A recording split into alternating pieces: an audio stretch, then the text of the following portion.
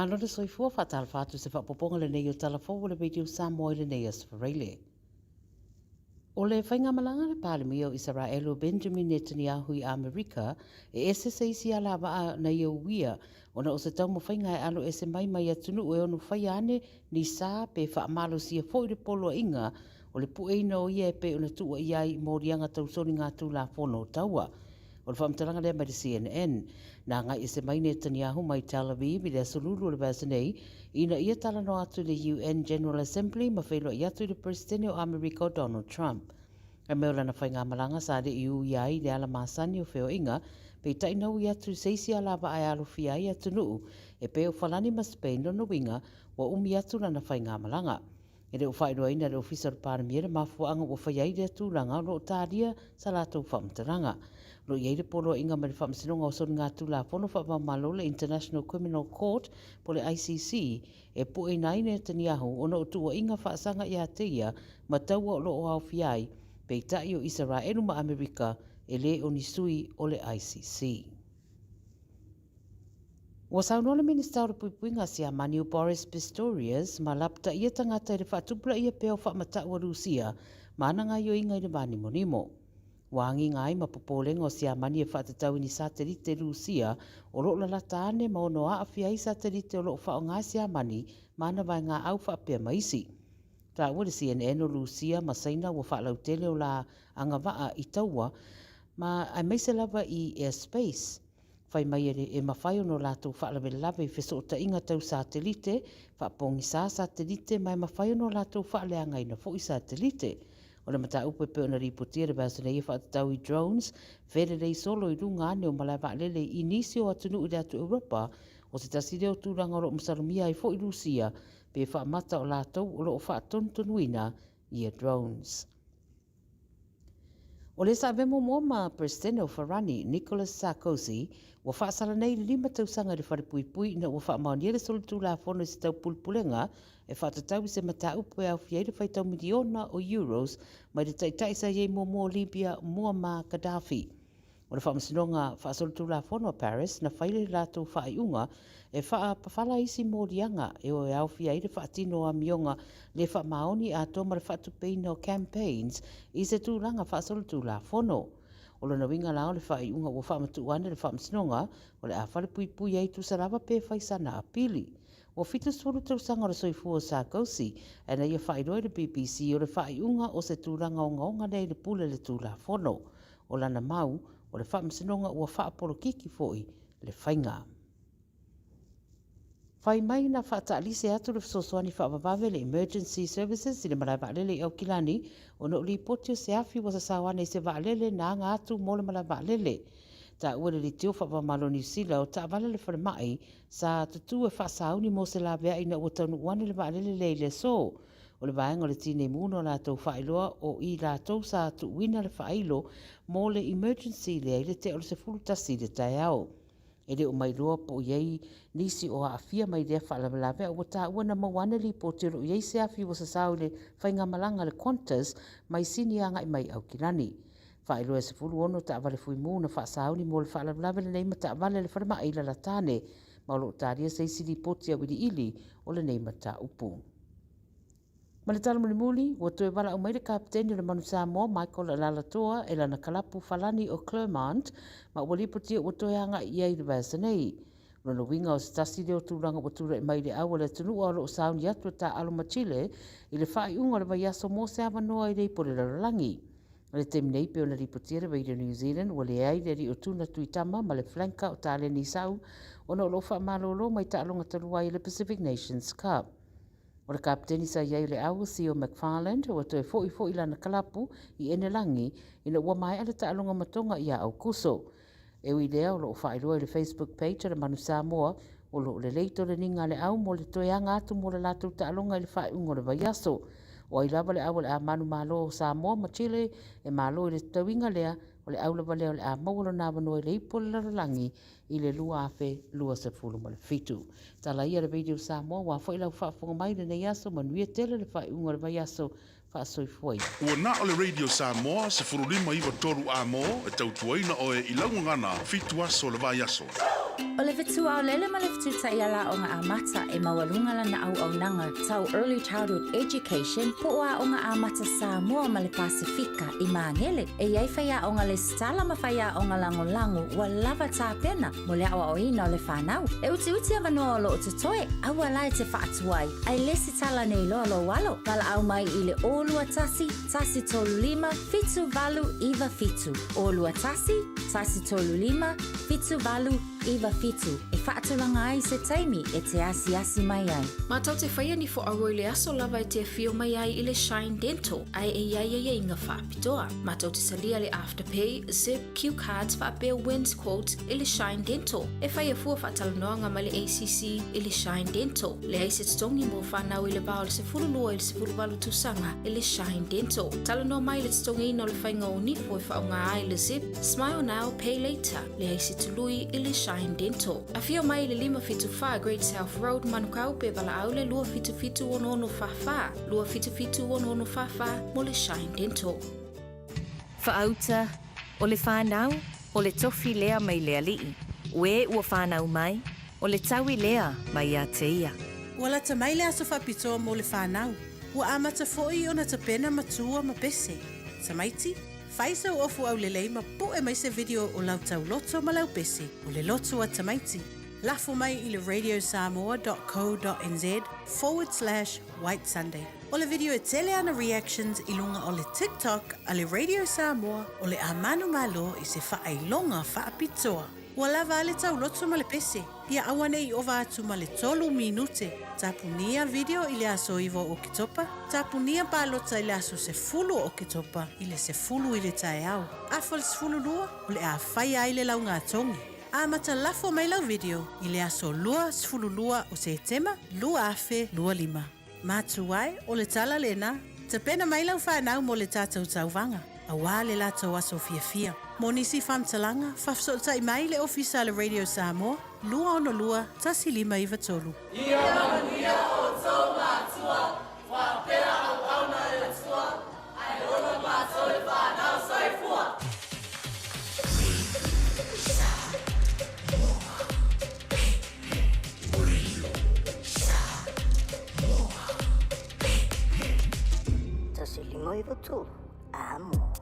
Party rock!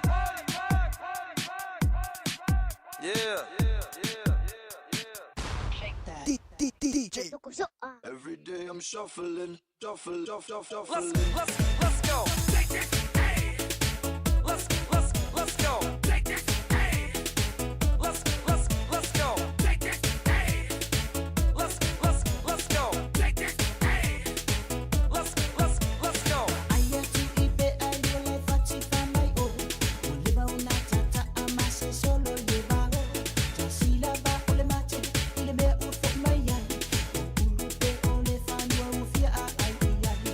Wa wala ilo to nanga ilua i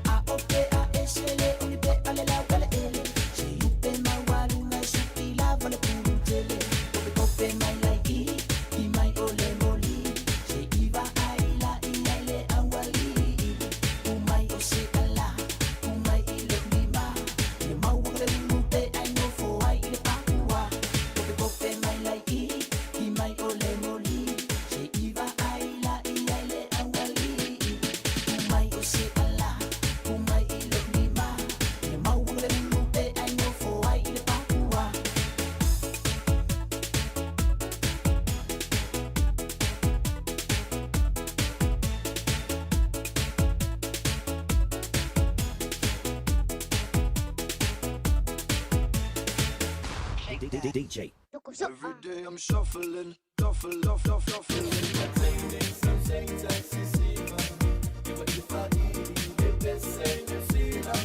Woman, you know what you need, I get some. When man, you make a way, I'm no see now. Since you maintaining some things I see. Even if I need the same, you see now. Woman, you know what you need, I get some. When man, you make a way, I'm no see now. If I let you know, let go, I see this secure, if I need it, I'll kill him.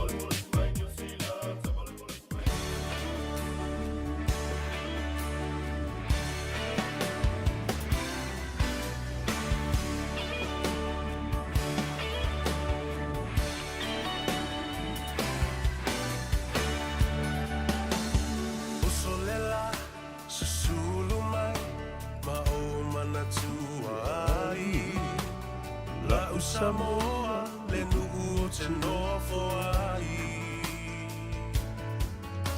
Pe wha pe whea, na ngalo atu oi le ai.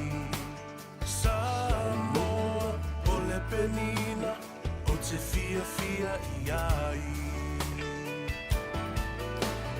O solela, susulu mai, ma o mana tu ai. La Samoa, le nu'u te nofo ai. Pe wha pe whea, na ngalo atu oi le ai. Samoa, o le penina, o te fia i ai. Aki mai se matani, se momoli atu ai. Lo Faiva Samoa Matalasi Angi mai se matani Te momoli atu ai Lo Faiva Samoa Matalasi Ea, whatalofa ma le nganga fifia le nganga whaanga e tia ma le whaaloalo tele le whaafonga tāpuai mai se fo i o le sila mai moa le atunu Samoa le atunu pele i le nei fo i afi o le asfareile ua tāwalunga i ai tiu te ma Faiva lo filima ua nganga ifo ai Faiva o Samoa o fele tafa o le lalulangi o lo e mafuta mai ai fea fo i le atunu au le ale aso ma le taimi whaatalofa i a te oe mai au kilani i New Zealand ina ua nganga ifo ai Faiva fo i o le atunu i le nei fo i atunu ua lala ma papa au ai Samoa ma ua vea fo'i ma a inga lona lua o le atunu nei. Whaatalofa la i a te oe, i le suafa manu malo o le tātou li whaola o Yesu Keriso. Ia malana tausinga ma le puipuinga fo'i a i tātou. I le deiva i aso atoa ua tāwalunga mai i le tele o ngā luenga sa whenga hima le atunu. Ia, ma o le aso muri fo i o ngā luenga mo le tō tele o tō. Ona mā lo lea. I le whai unga fo i o le vai aso. Ai, pangalea. Ia ere ku wasia kako a mio kau ki o mai fo i kai au kako ting i le tātou lau. Le tāno awa i le aso tō na i a tai au. Ai le Gagaifo Faiva. Malei a tau o savea le urua i ali i pesta ta ma le langi i le nei fo i asfareile. Vi ia lava le tua i lona hanga le lei. Tai mai lau tau soifua ma se malo si o le au o le lei. Ua tātou toe wheiloa i ai ma lau lua whesile whai i lumo le lofo le tua. I lumo le nuu ai leo tua le nuu.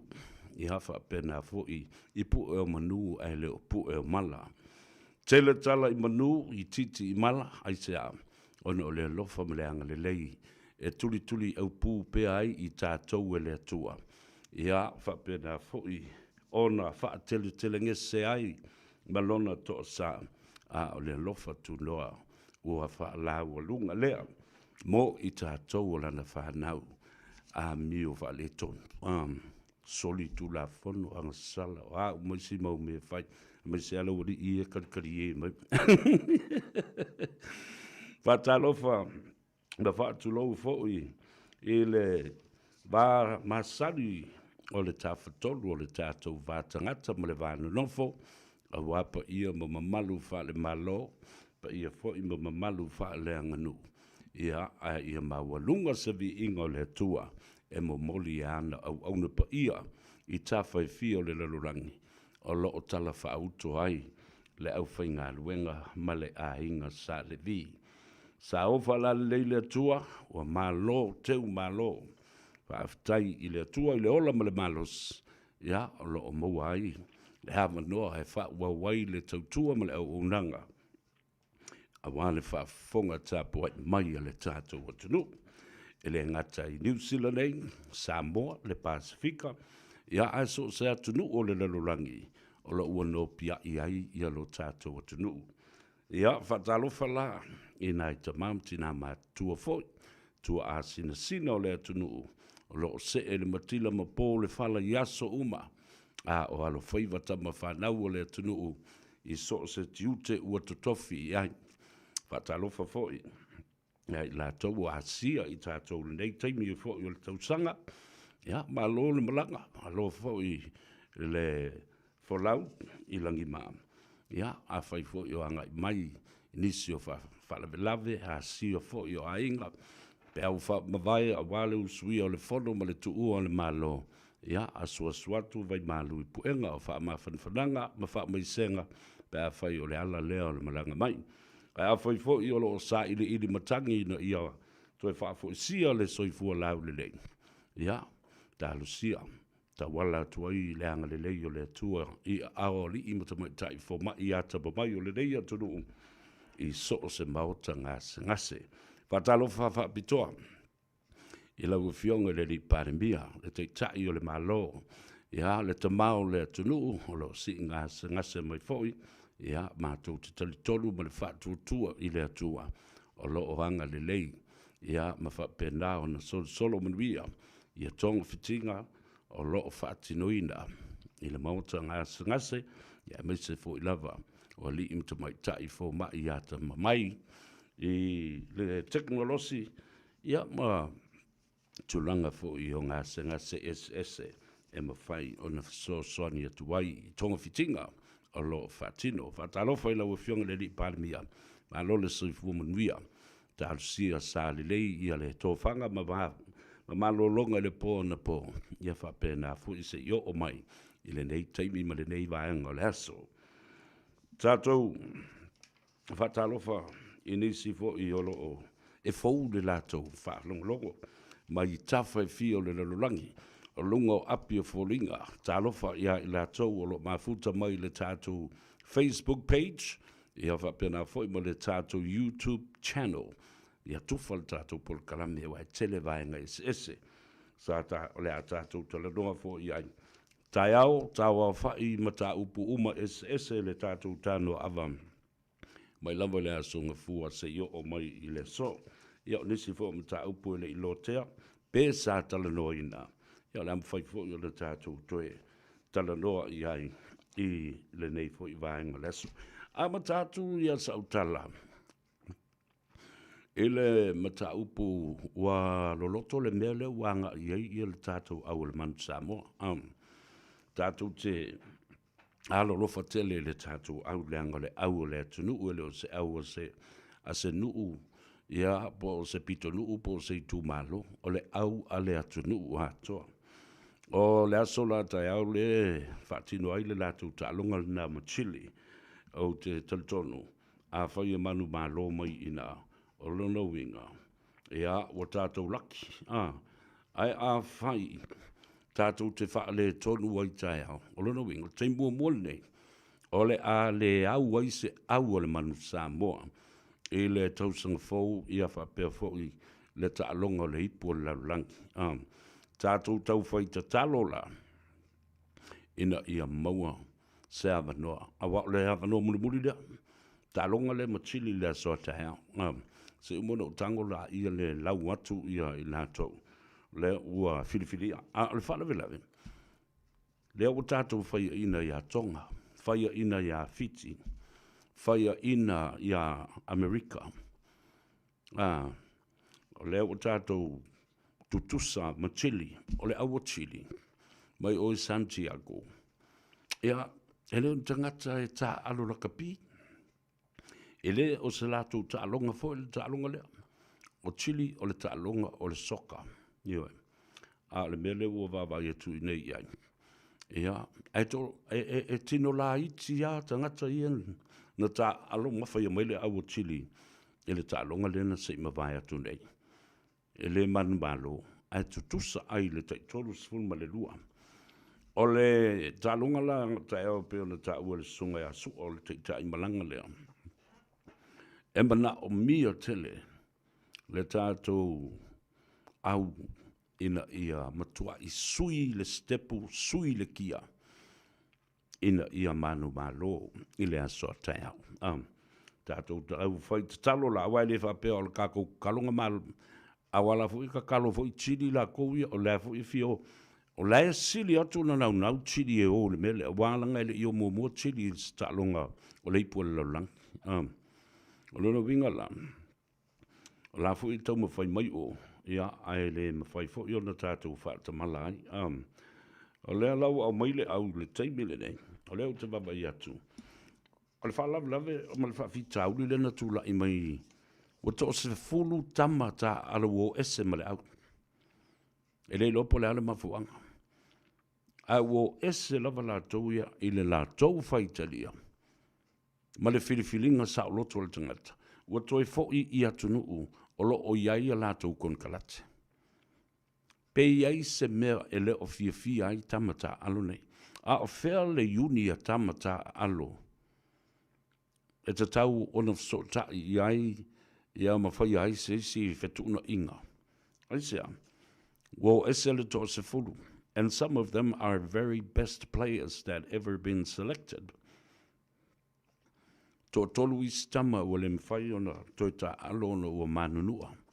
O isi, wa sava vali esea e au noa mani mafu anga fo lea na ana whai maya o mafu anga le ma alofia ono o lato ainga. E se me o tu la i mai i le pulenga le tātou aua le una whapea ma ta ape ma le ma o popo whale. Whawhaya ina so. Talo whai i le tātou au. Whatalo whatu i lunga le tātou api o wholinga. Le whauanga ngai mai le mai moanga.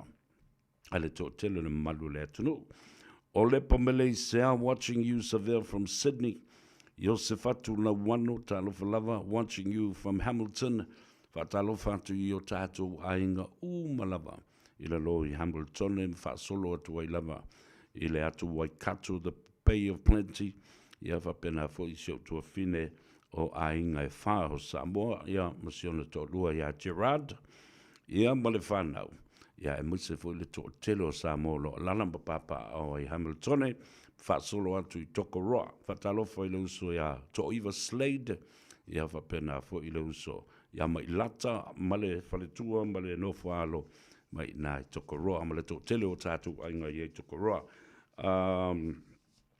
le uso ia misa ia fa pe fo ia le uso ia siu ia mauto umalava le tatu ainga lo fa fonga alala mapapa au ai ina no fanga ia tau sili tuai malo talofa malo se fomia to mata tulua matangi se lupe alole se fua fa taina mafuta mai se losa rosa se manu talofa lava malo le se fomia fa taina luma pauli o lenga moe li fa esea malo le se fomia fa taina mafuta mai Lucia Pesamino, yeah, talofa lava, watching you from Melbourne, le atoa, talofai, yeah, le nei oto uma.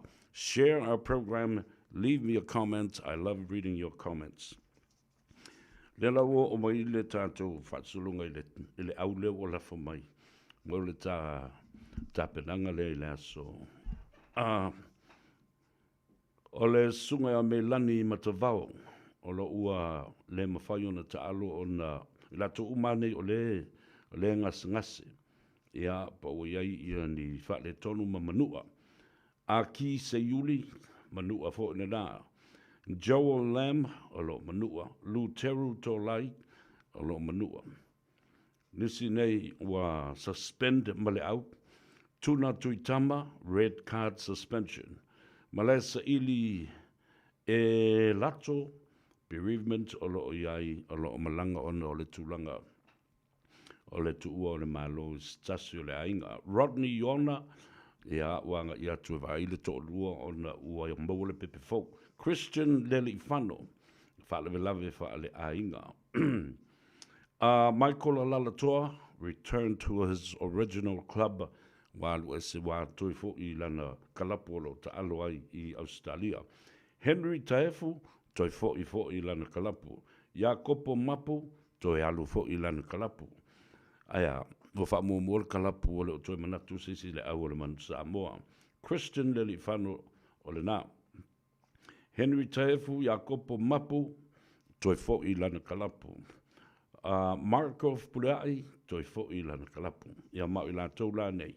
O le ua saili ma ua tofia. Ia suitu langa I tama ia o savavali ese ma le au.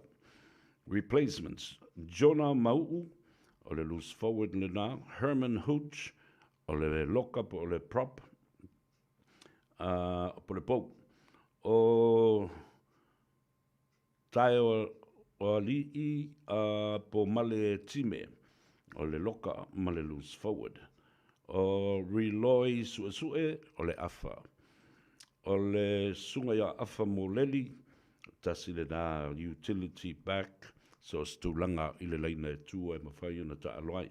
I ama Martini Talapusi, o le si fo I first 5-8 le nā. Wa utosi sila la, e to la iti tangta I o su e mai, e replace ai le to se fulu le o savavali ese, mamanu nua.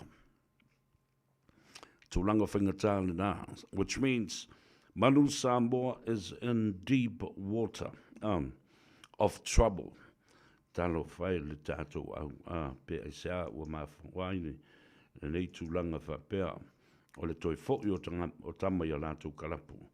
Ia ma mua lātou kalapu. Nai lo le mea leo o tūlai mai nei. Whamai.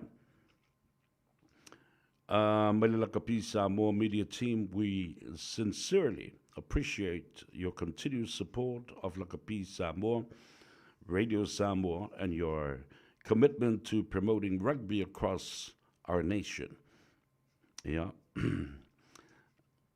Tele fasili, ule matua tele fasili, e fia fasili ai, ia I la tau ia o lo va ia le tātou au.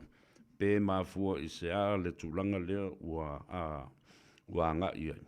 Ia, tālonga la le matili tai au. O ai ale au e manu malo, o le au le nai alu e qualify, e alu I le World Cup. Tātou te talo ma tātou talo sia. Aua ne I tū lai mai se mea whapene, ua fia tausanga, ua fia World Cup o anga i ele tātou au. A leo o mai i le nei tausanga. Ai tā te alofa fo i le fionga le swafa, le fionga i ale malu tosi pisi, o le tei mua le nei, o leo a vea ai matofia o ia, a vea mawhaia o ngā ulu o le tātou au. A leo tūla i mai i a tūlanga nea. Ia, o le talala le nā ma le anganga whanano, ina ia tātou, tātou te talo ma tāpua ia le tātou au. Se wawai atu, ia nisi information e winga le tātou au lea. Manu Samoa remains focused and strong for the World Cup qualifier. Ia, tarusia. Pea whai. O le loto te tele o tātou tama whanau i le asoa tai au. O le so sa whatino ai ia le wheloa i ngā tustala ma le au whaasalau e a ma le fionga i le sui pāle bia tamaitai. Le fionga i le minsta fo'i o tupe o ia fo'i o le minsta o whale tupe e pei o na iai i le whale tupe o Samoa, le whale tupe tu tutonu, o le minsta o tupe, o le minsta o le Samoa International Finance Authority po le SIFA, whaaputunga tupe a isi company ma isi atunu uolo whaatino i tonu Samoa Malato Investment, Samoa National Provident Fund, e a po le whaaputunga tupe mo lumana i manuia Samoa le nupi farm, le Accident Compensation Corporation, o le matanga luenga o taui o whaalavelave whaafosei, Development Bank of Samoa, e whale tupe o atina e o Samoa, ia le fionga ia Mulipola, ana Rosa ale Morio. Ia malana Sui Minister, the Honourable Asiata Tavui Tafu Salebau. O le whelo ingola matustala i le so. Le whaina o whaino atu le amatanga le neiva yaso. Ina ua mai o na sao nua fo i le fionga i le li pandemia a o le i si i ngā se ngase mai i New Zealand e. E tu sai ma le tātou paketi. Ma le paketi la leo lo te pena nei. E mo le valu masina. Lango lewa umatu lisi vaenga. O le talafa tau le tupe. Lea na le pasia. E tasi tesi ma le lua piliona lea na iai. O le talo le tupe lea na pa ua ile malo fia me po le malo tau ame. Ina ua le pasia le talo le tupe. Luas fulma le 5% o le tasi ma le lua piliona le na. E tusa lea ma le 12 miliona. Lea na to ese mai ina ia faa wawai. Ia ngā luenga le malo mo le tolu masina a o tapena atu i le tātou whainga pānota. Lea laua mai o le whainga pānota tu la i mai le whainga malo fau. O le ngā luenga mua lea ina ua mai ale whaatautonga, ina ia tāpena ina le tāna le tupe. Mana tuala, o le fau maloloma ia le whono mua le pāle mene, o le i whailo ina mai, ia le aso, le whaatino ai, ia le whonotanga mua lea le pāle mene. A o la ua amata o na whailo ai, sui o le komiti o tupe, Mangadu lue whaatasi male minstau tupe ne fionga ile sui pandemia tamaita i Mulipola. O i lantou foi o leo wanga lue whaatas male komiti i awha pia foi leo whainga luenga. Ale whale tupe, le treasury, le matanga luenga o tupe, ina ia vave o na tapena se paketi lea wata uane i le emergency budget mo le valu masina o lo mua. Whatoa o tuai lola ia lea mapasia, leisi vo i tala whaatau le tupe, lua 5, lua 1, ma le lua 1, lua 5. Ia o le paketi whaana tinati lea. Ina ia auane i tau fia ma poloka ma toa i le tutongi ina o ngā luenga tāua e te tau na whāuau po essential services. Le ngata fo i lai le nā. Ina ia aua ne i tau fia ai le whaatino ina. O nisi au nanga e peo le suavai, e a whapena fo i le eletise, o le mauta ngase o a onga le whanau. Ia ma services fo le te tau o na whai i teimi fitu aso le vai aso luas fumbal whai tu la. E te tau wai o na maua ia au nanga. Le ngata ina, ia ina ia mawhai o na whai o tutongi o le au whaingaluanga le malo, whaatasi ai ma le maua pea o pensione, a tangata mātutua ma i lātou o malolo retire. Walu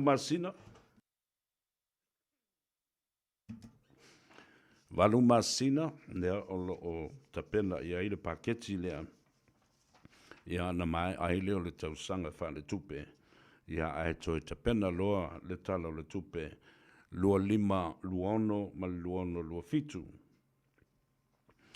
O le si vaenga sa ta ua nei i le whatalanoanga le matustana. O lo wha mautu mai ai ele afionga i le sui parimia. Le mata upu e peo na o amatu le nei vai aso. E wha sao ai ia le wha matalanga le au mai e isi tai o le tuangai. O lo wha pia mai ai. O a sauni le fionga le li parimia malana whainga malo e ta ofi ngā luenga wha vai temi. Au i le whale mai na yaso e lua i o tuna i atu. No maa tala noa mwhaasoa i mo le fionga le li parimia. Al whanau noa le fionga le li parimia o le avese se. Ma le tala pepelo nei tangata. E le mawhaina tū le upolo na. A wālanga lae fo i le lafo mai e le to ina le nama le lai tū. Ma la lau mai le pepelo le parimia ma na fuafuanga aluana mama. A le lau sao no mai le parimia. Le ai se fuafuanga whapena ia. Samoa, awone i toi talitonu, pe toi whaatutua ina e sesi, tala e au mai o le to ina na. La ua matua ma sofa le tapipi, ma tala lau tasi ma ua le mawhai o na maua se tonu le lei ma le sao, e au mai i tangata nei na o le whai tala o ole, whai tala pepelo, ma le tau whaaleanga lo au mai, leo o sao no sao mai, le fionga le li panemia, i la ua se singa. Le ai se mea whapena, aua la ia le popole, ioi, aua le popole, i tala, ia ma le pola le nai motu i tua, a e ta tau le whaasa au ma whaafafonga, i Samoa, la e whaafafonga mai Samoa, i Samoa. Por kala me lei atau sa vea, po le Gagaifo Faiva, po le tano ava, e tau muri ai ma tuli au pu e tangata, a wai loa e tangata, e manino ai ma mala ma lamba le lei, o lātou ma fau. I le mea o le atupu, ma mea o le a whaatino e le malo. Ia, whaafonga lei mai la ia lele ma malu ma le pa ia maulunga o le tātou o tunu. E le tau fia, e le fionga, i le li parimia ma lana whainga malo, ngā luenga whaavai taimi. E mai i le parimia. O la ale mea o le a tau fia i le ngā luenga o lo maua i le manuia, whapena fo i le tātou Foreign Reserve, tupe whaanganga mo le malo. O tau se sila iei. Ia nai alei no whai atu. Aua ne i toe whaalongo pētali tonu iei se tangata, i upu e lalau mai o ma lau mai aisea, ti ngā le loto, le whaia ina o le ma whaia na lātou toe, tā ngofi te tonu e whai se tonu o le malo. Le malo fau leo o tūlai, lea foi la o toi whaamautu ma whaamausali mai e le fionga, i le sui pāle mia ta mai tai, ia muri pola i le fiafinei. Ina ua fasilingia, e leo tu stala, ma le au whaasala lau. Tu tusa le leile tali ia muri pola. Le sui pāle mia, ma le fionga, i le li pāle mia a o si i ngase mai i au kilani. Tu tusa le leile. Le ai se fuafuanga whapena le malo, ma le kapeneta, ma le whainga malo fau o tula i mai.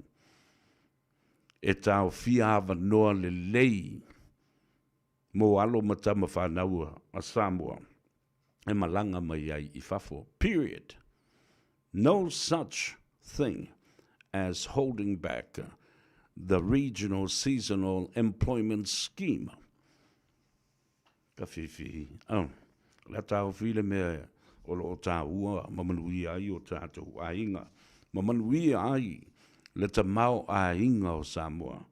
E tu sai malana whaaputu ngā tupe na, o tupe whaamumori mai fafo, o tupe o ngā ruenga, a e o lo ngā lulu e whaavaitaimi.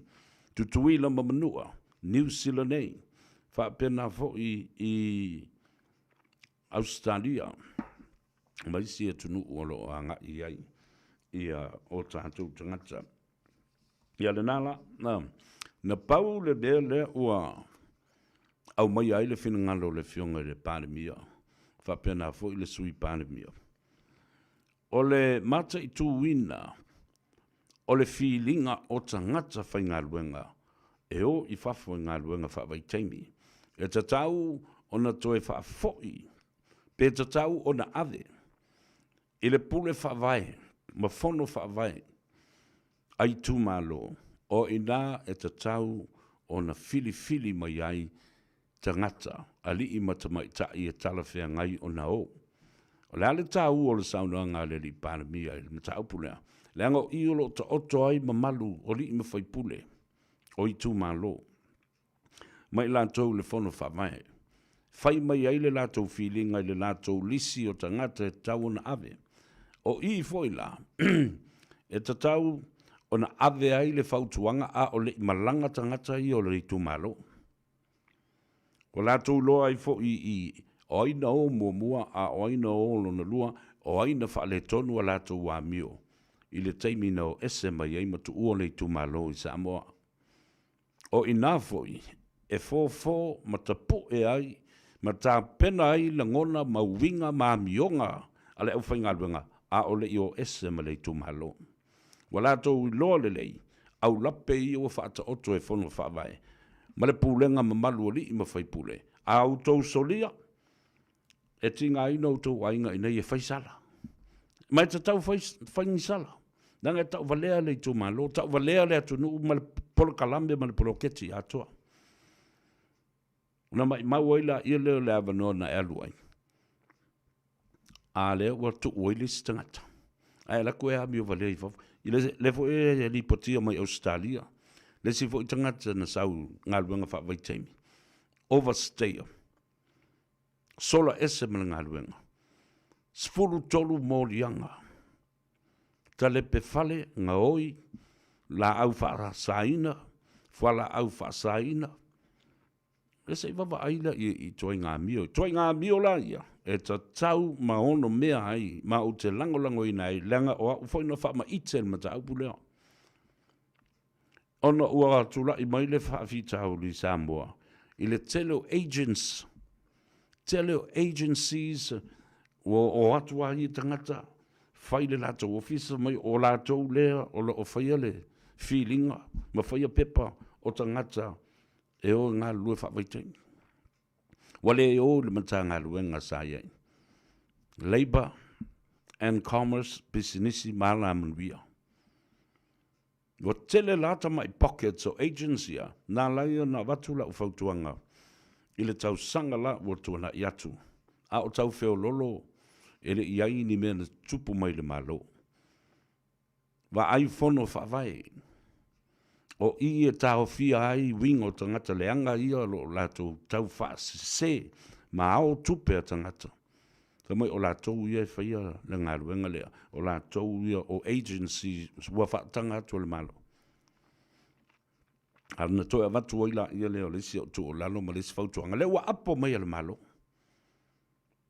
Whawhetai lea mana I o nei mea o lo o a watu o se tu o lalo. E whe so soani e whau ele tō wha le malo. Ai mai se le bloketi lea. Na uma lea na utala noa tu le mata aupu lea. Ave le feelinga I o I le whono whawai. Leanga o le nae li po I fōi le pule mamalu ali I mawhai pule. Ma o I fōi e ami o tonu ai le selection o tangata e tau na o, ma e le tau na o. O le a whapena fōi. ona pāleni le lei ei tangata mai lea nuu, pe fia lava nuu ei tonu o le tu malo lea. Ona mbaua ila ia leo le lato kuota pāleni le lei tangata e le to e femisa i me fetoto a i feme ua tele le sinu ai la iti le sinu. A avatu al tō kuota e so e main tō tangata se lima sefulu vai le lei ia pāleni le lei i nuu umai fia o lo iai tono le tu malo. A whaifoi la peo le mātou i tu malo ngā Gagaifo numero a tas. Na o le lua nu. Na o manase masafotu. A whai la avatu le quota e lua sefulu. O lano winga e whaingofia, lua sefulu manase, sefulu safotu. A whai e tolu sefulu, ia e whapena, sefulu lima. Whapena o na tau, fo ile le whaatulanga ile vai ina ia pāleni le lei. Ia tangata mai le nuu, malea nuu, e fia lava nuu e tono le tu malo. Whaafitai le malo, lo lātou amana ia o le nā whautuanga. E alul tangata, a ua uma ona teu fatu o wai eile pō e whailoa i eile nuu. Ma tangata whaingaluenga i o le ao, po tangata o le tu malo, mai lātou e ngā lulue, le whono whaavai, whaata oto au lapi, a e ula vale le mele ki alua i whafu. E ki e mariki poki. Ona i lola i lea, e whaile sala lo a inga, ono lo whaata mala. E tau na whai. Have these as deterrences to those that will leave for regional seasonal employment scheme. Ina vaile ye. E matua saunga le mu le le au noa maseisi e fiula vale. O le watau avelo na mawhau malo na fatu alo whai o na matua malo na ainga. Ma au lape ia o whata tia mai ele nuk ma le purenga. E le mawhai la o na sasi e ina. E lua poloketi ia o lo o whai ma whaata ita inga le leie ma ua wa ai mawalunga i ai ia le tele o isi fo i tu malo e fia whaata ita i ai. Tama sa lilo mai awa mai i a mātou manase masa fotu le poloketi leo o ngā luenga whaavai taimi. Matua ia Uncle Joe Annandale le fionga ia tuatanga loa ma le Joe Annandale. Ia ma le Potasi Project. Ia. O vaenga ia lua. Ese le mapopole i tuai whale aliti. O lo te mai ai ia le fionga ia tuatanga loa. Joe Annandale. Malana komiti. Tele i o whaafita au le tutupu mai malanga i o ne le fo i le pose se lilo le whaafonga. Le toa fia le na maali liu ma tāpena atu ai fo i nei le sauninga whaamanatu au le mamori o lātou sā i Samoa. Ia. Le fo i sā i le sauninga sa whaatino i nei o ina teita i ina. Le ātaua ma le whono fautua whapea fo i le sauwha inga. Ma malu a whaife au, o le mawhatanga so whatasi, Samoi au kilani. Ai whaululu i ai i le fionga le konsula, i a hawhe mata, palusa lua i whapon le lua, malona ofisa. Mai tasi fo i le vaenga e siri ona tāua. Ona o lea e iai vaenga e mawhai o na tua i ai i la tau ia e malanga mai whaavai teimi. Te le sao le whono whautua a Samoa e mawhai i o na nisi fo i o tamae a siasi. I no whanga ia lo whaamautu i ai. Awa, nā o le tasi e pe to lua ia nā o le tasi e pe lua coordinators. A o le mea lei nei. Toi titi se fulu mon tupu. Ia sfulu wafe mon tupu tangata whaingaluenga. E le mawhai e le tangata e tō tasi. O na kawa le 5 afe o tangata. I le vai aso e tasi. E o ai e whasi e siai. Ma whasiri pe iaini whasosoani mana mia. And this is like pastoral care for those seasonal workers. Is like a home away from home. Oni mātua. E sui tūlanga ia i lātou o mātua lai no nofo mwhaatalitali ma tāpua i ma talo mai Samoa alea mi o vale i nei stangata. E sao. E sao.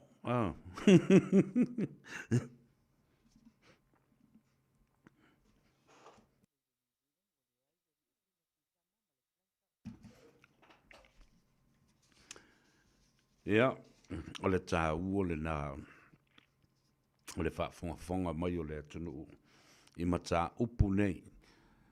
Ai maise fōi, o le tō whāna e le whiunga, i le li i pānemia. E tofi ai o na malu au tafa e to alua. Sui pālemia e to alua. Malanga toi lupe, i le fono o malo au whatasi i New York. Malanga mai, masi ngase mai le ri pānemia. Ai se e tausi le malo le fionga i le tamai tai sui pālemia. Le minstau tupe, mulipola ana rosa. Me lalena, le tāua i tele, ia le whaafonga mai o le atunuu, i mata upu ia o lo whaatino, matala no ina i Samoa, a o iai le sui pāle mia, nā te mata i tuwina, o le tausi mea, i le taimile nei mo le tātou malo. Ia, le nā la ua, na whasiringia la ia leo le fionga i le sui pānemia i le tau nei. Pe o le a tau fia ai, ia ngā luenga whawai taimi, mai la tau lo o ngā lulue i te tonu a whono whawai. Tali le fionga i le sui pānemia. E iai le me o le paketi e tau o le unforeseen budget. Le wingo le paketi le nā, pe luas ful pe fas ful miliona e taatia ese. I ne iai, toi titi ape i fo le o le emergency budget. But unforeseen budget, it's like 20, 30, 40 million e whatatia ese fo i. I sesi te unga tupe. E tuala iai, ini mea whafua sei o na tutupu mai Taipei la o le snap election le na whai neipo se palonta whatope, whanatinati, na ua whata ape whafua sei le whai ngā malo. O i fwoi la, leo sao noa te mai ta i sui pānemia. Wa toi reactivate, o le winga le upul nā toi reactivate, wa toi whaangau i yoi loa le committee le ta o le steering committee. O le steering committee, o i la tau la i e ngafa, ma le minsta, o sui o whono whawai. E mawhai e o na la tau soa lau pule, ia me mana o mia ina ia wha wau pea ngā luenga o lo whaatino i tonu o whono whawai, o polo keti ia o lo tāpena pena, ua sitia, lona māwalunga i le 2 miliona, fua i le te le o le i tūmalo. Ese le ata mai, ai maise fo i o le wha tūlanga ina le lei, i lau whaalongo malewa ai, i le saunoanga, manino ma le malama. O te ofola ui nisi o tūstala, i le tele o nisi fesili e tui ai le tamaitai. O lesi fo i tangata fesili wa umana fesili lesi tūstala i le mea le tas. Ai o le manino la tauia. Ma lesi mea le whaule nai, ma tuwele whautuanga fo i le tātou vasenga. O lau tūstala ma leo whaasalau pe au tau malanga e whola le whala ma le malo. Ia whapena fo i le fionga i le teitai, le sui teitai, le sui pānemia. Whaalongo le lei. Ma tusi le lei au tau fasiri. A whaalongo atua o mana fasiri ele stanga. Kolosi ese malaulisi. Langa e whaalu taimi whaati ngā talinga, whaati ngā mata. E te le taimi. O wale taimi lana. E toi whaatu le se fasiri. E whaamai le awha le sui palmi. Whenga e whaalu. Wa umana a mai le fasiri. O le ua tali atu. Whamane mole le tātou whasenga ina ia whawhaingo fia ele ngā luenga. Lea ngā tui fasiri o tutusa lava fasiri ia. Ia, e mai mauai ma sasi ia i fo le tali ia le fionga le tamaitai. A o le fasiri wa uma o na whaamala malama ma whaamanino mai. Tautua nā mai o tau wa o tau ia. O le whalangolango atu ia. Tele le fia fasiri atu le panemia. Le sui panemia. A nai whai o tau mo tātou sui whamuna mole ma le nganga whalalu.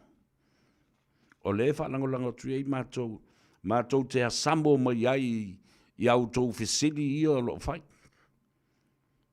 Mātou te whaatua ma whalangolango atu. E tutusa o tātou mawhauwhau. I ma tā upu tā ua ia te tau o na fasiri ai o tātou teitai. Taipe umare mele o na tupu lena o whai atu ai i anafi ma nei vai aso. O le media uma lena whao ngā ai tu le epa. Ray ia ma fontoe. O tauna na mafua ai na matua le tāpenanga a le HRPP mauna taitai. Langa tau te le iloa momoli le sāvalia atu le epa. Tau te o atu whaaita mua tu le epa no tau fisiri le iai. I fisiri wha vale valea e mai ei toe a palau vale tu le epa waita. Wale au mai le sāvali ma le arno fale e tā ua. E o lava ia le ala, ia rei ma fontoe. Tau ma whai a mi milo se mea. Ia au mai se tali ua matua negative level to ina. Ma fua mai au tau ia. Le media lea. Le ngari i lai i Sydney. Le ri i leo Kanata. Ia ma utau fo ina i Samoa o so alu siweli ma la tau uma lavana. Ioi. Wai uma sa whaatala noina. Le loa pei ma i la tau. So se to ai ngā media lava le na sosi. I le to ina. I le afo i le tulanga leo le. O le campaign show. Campaign period. Ngala fo lana lea na whai atu. Ia. E whaalangolango atu le tātou ngā ruanga i le wasenga o tu stala ma leo whaasa lau i nā. Awa mātou te le o iai ma teitai o le atunu. E whai whaale le au tō whisiri ma tā opu e au mai e luma le teimi e whola e le whala ma teitai. E mānei e le whaalangolongo e tā ua. Awa e mai ana. Mātou te Samoa atu. Ona mai lea. Wa mātou momori le atunu. Ina ia manino ma malama fo i le atunu. I mea sa tala no ina. Ma le tō whāle ma lo. E ta tau ma manino. Ai, le o le mea, ma le si maenga na le sto ina lai no ia mafi mai o i Sydney. Lato umana, ma le lato porkalamela na o le utanga e po lea. E mana ia lo whasoa tu le mea lea. Leanga le la fast food tau sanga o whaatino le ngā luenga lea lei a tau sa vea. Ioi. Ona o tau manatu ma mawhau lo loto la ia le iai. O i tātou te vavane mai le ano fale o le mawhau, o le fatu, o le langona, ma le tāpenanga a so o se tangata po se teitai. Ai le tausolo mua ia i tātou.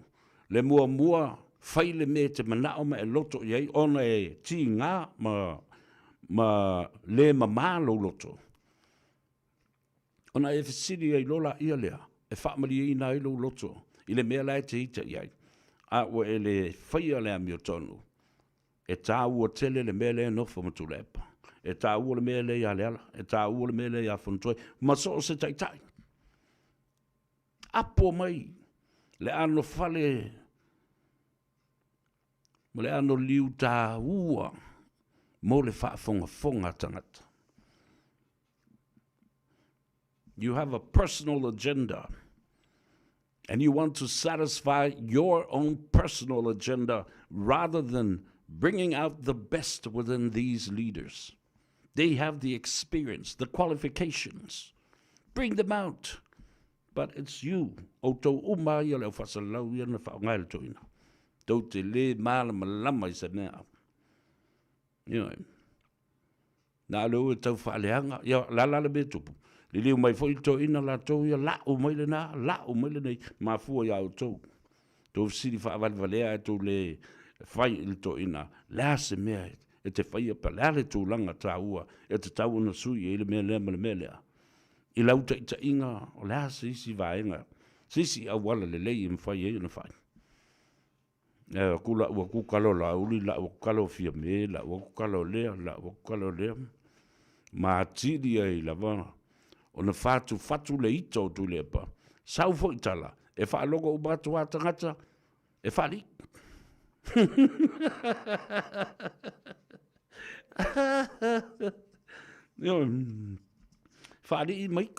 So you have created and gaslighting the old man, but he has something important to say and express.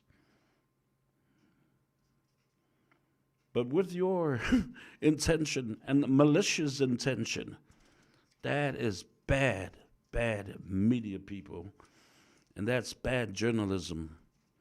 It is not good, unprofessional. Anyway, sui lo ngā luenga pēr whai wai, de lo whai le mea. Yeah. Mana ia la le mea leo sao no iai ia le fionga le sui palemia. Fa malosia le toe reactivate o le steering committee. Fa foi le pulenga o le filifilinga o te ngata whai ngā luenga i le fono fa vaima le pulenga mamalu o lim whai pule pa leni le toftofia o se whai numera mai nuu taitasi ia mawhai o na whata oto foi ni au lape e malamalama i aile au malanga o loo tāpua i le nuu ma le tu malo ma le fono fa vai tu o ile tau a mio va lea pe atu o i fafo. Ia le mea le nā, e tāwu tele, i le whaafonga le atu nuu, a leu te wabai atu, e tele e tātou news, e tāwu tele le e o tātou news, le nā, sai mea si tu atu i lunga tātou news, langa e tāwu tele, ia mao le tāina fo i lea, mō le te muri, le neiva ia so le tāpenanga, a le sui o le Radio Samoa, i Sydney, Miriama Alalatoa.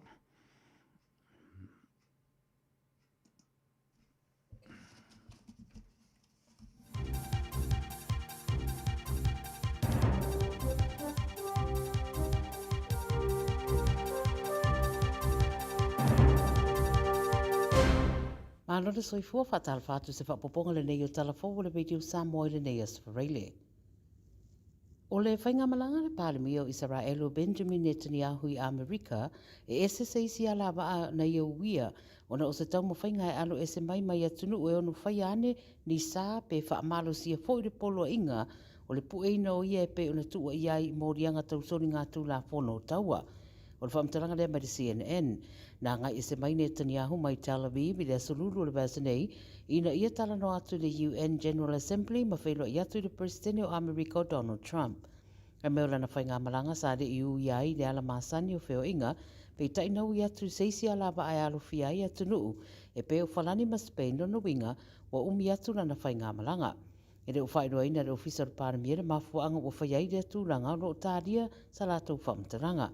Lo iei le polo inga ma le whamsinonga o soni ngā tūla pono whamamalo le International Criminal Court po le ICC e po e nai Netanyahu o na o tua inga whaasanga i ateia ma taua o lo o au fiai pei tai o Israelu ma Amerika e le o nisui o le ICC.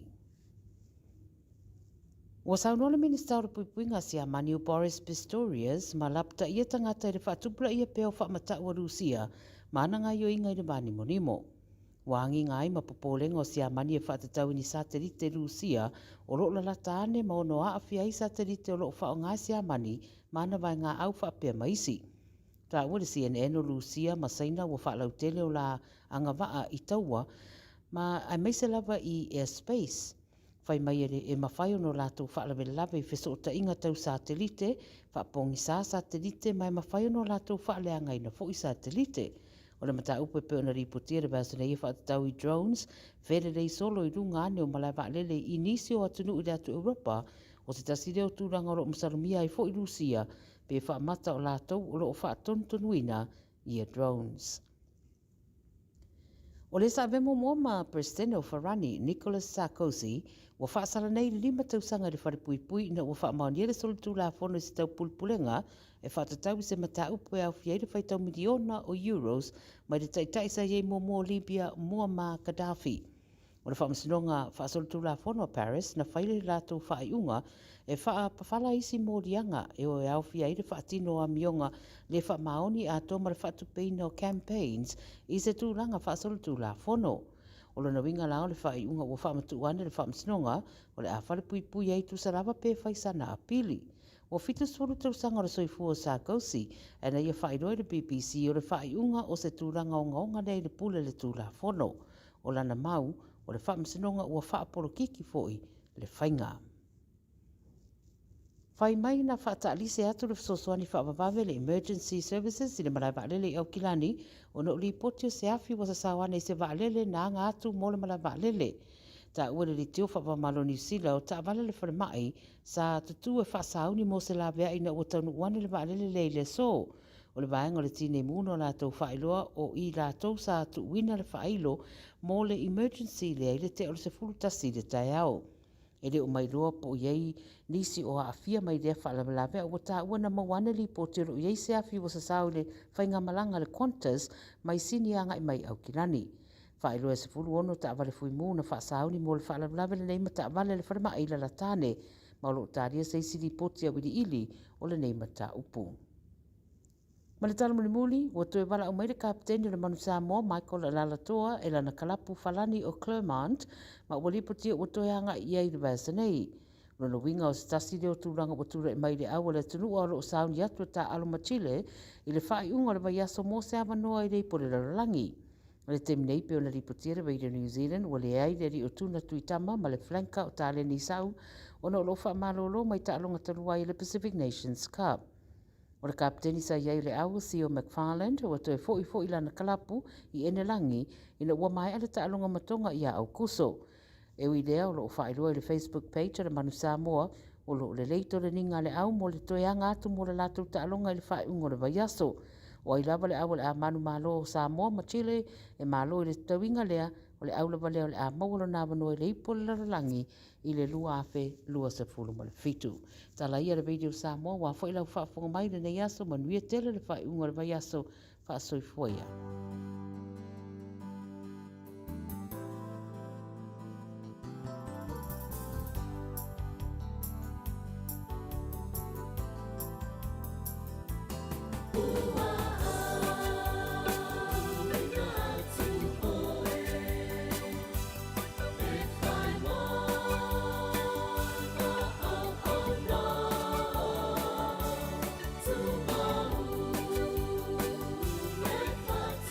To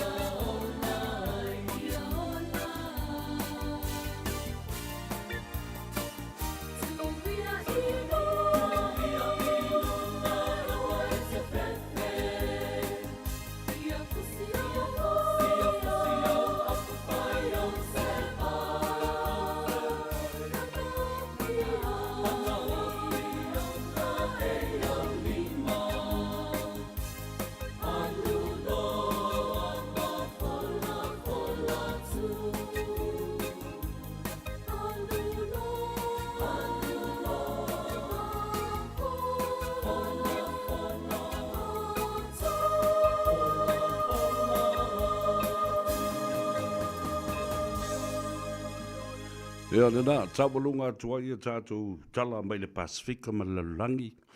Ia, lena mua tātou papai ai le i sautala ia. Whaftai atuai, Miriama Lalatoa. Ia, ona o le tāpenanga o tātou tala na i le neifo i vai aso atoa. O tō whafongala ia. Nena mua watu tātou tala le whale tonu o lo i ele tātou au le manu Samoa. A le uto e au mai e le fionga le whalitua. Ua tātou tali tonu ai, e reo stulanga le lei, o lo i aile tātou au. Ma le mea whalale nā. Ua tatau ai o na tanga i le malo, i le whaatino ina o se tū la whono. E ma whai ai e le minstao ta longa, ma le vaenga o le whaia o mea e whaafifia ai loto tangata. Recreation, sports and recreation. Ona o le taimi nei, e ese le whaatulanga ina o le sosi o le lakapia Samoa. E le mawhai ei lai se vaenga o le tūla whono e ei le min stao ta longa. Ona a apa i totonu i le vaenga lea. E fisosoan iai le whaatulanga ina o tō whinga. O le teitei whono, sui teitei whono, whai lau tusi. Ma i lātou uma o loo se ei ai i to tonu o le whono whaatonu o le lakapia Samoa. Nā utou whaafonga ma sila. Ioe, i le tele o mea tula i mai. E whaafewhea o na le leile ta alo tama. Ma le lātou tāpenanga. A o le administration ma le pulenga mai lava i lunga sa i oio i tofinga SS. Te le i o le wha le tonu o lo tu lai mai ai. Wha i o le ai o ni tupe wa o le tausanga mua le nei. Wa le alu ai se tua fo le masani o na alu le wha i unga o le tausanga. O ina e sa ili ai kon kalate e tamata alo mamau ai wha mnianga. Mo i lātou mo lātou ainga. Ai se am. Fumfa uma leo se tupe. O le au mai a fo i mas tupe. Mai le IRB. Le whaululunga o le lakapi. International Rugby Board. Le ala le nā au te whai atuai. Tasi lea vaenga i lawa fionga le panbia. E te tau o na tanga i matoe sila i ai i se tūla whono whaatonu mas tūla whono e te wai le vaenga leo le lakapi maona to whinga. Pei ona iai le te whono le fo i sa vevesi e lava e o mai le teimi leo vevesi i tupe. Su e tupe. Ni lopo feo iai i tupe. Toe tofia iai tangata o leva ona tatau ona wha malolo. Ioe. A mata mai le teitei whono, i o te le toi tau whai atu po ai le teitei whono, nai sila fia le leia le atunu. U le lima, o le tofi pā le mia o le atunu, i lona vai tau. Toi ai ma le tofinga, teitei whono, o le lakapi Samoa. Toi to tofi atu i ai maisi whai pule o le mauta. E o atu e whai o lātou tofinga i to tonu o le lakapi Unia Samoa. O le ala e leo na uwha pene atu lau fionga le pandemia ma le fionga fo ile. Ma le tau masenga o le kapeneta. Ma le minstao ta alonga. Ala na uwha pene atu. Ina ia tāwa vai le mauta whono i tia whau. Le pāle mene mautou to finga wha whai upu whai o malo. Ma to finga o le whai pule usu whono le pāle mene. O ese ma le tālonga. O ese ma le lakapia Samoa. Tu le lakapia Samoa e tu ma oti. O e whai, upu whai o Samoa. E o i tia whau. Mo i ala utala. Langa le tasi le mta upu e silo no wita i ai ma o lefi fia i ai. Leanga so se taimi e so e tupe ele manu Samoa. Na e tau te sila fia le sao le i atau sa vea. Pese, wha salalau, tū e mea su e i tupe a walmanu Samoa. Ai vatua, ele lava. Ia. E so e tue tātou wa le lua po fe mingi e tupe. Ele na o tātou le lalo langi a tōlo i ai Samoa. Ma e alo lofa le tātou au. Le o whai atua i le asolo nei. Ele e whaatonua lau fionga le pātmia ma le mamalu le whainga malo fau. A o motu ngā awha nā e te tau ma le tāua. Ina ia whetu na i ai muni au i lau tautou whātatala. Ma lau tau whau tau tanga. Sila le anga le au le atunu. Le lau tu lai mai nei mea ia. Sava vali ese tama, wow, ia la tau kon kalate maua ia la tau tupe. Ai tasi lea hati dae. O lo ave iei le wha mua. Ale fionga le li palemia malana whainga malo. Le wha tuatua i le tua Samoa ua tas. Ina ia mawhai o na tapena le tama ma le teine a ua le lei le aonga. A o ta alonga ia. Le vatu nei. Le wha to a mai a ta alonga suanga sempini o le feleti. Ile lalo langi a toa. Ma ua whaatu ai. E se tasi o alo matama whanau o Samoa. Ia le tūlanga. Le tūlanga tā ua tele o le tongi ina le ipu mawholfola. Se su ele ngō le tama na watu ila ia le taimi. Ai, o le taimi mua le nei. Ua maua ise pine apa mea. I le tongi ina le discus po le ipu mawholfola fo lea. Tu tolu ai le alo lea o Samoa. Tau tia fo i lea tala ma lea fo i mataatia ma lea le koti. Ia o talitonu o le taimi taliu tuai i Samoa wa lea ua umana pasia le tu la fono. E fai mea alofa ai le malo. Le minstau ta alonga malana mata ngaruenga. I so se tasi o alo Samoa i mawhai ona ausia lea vaenga.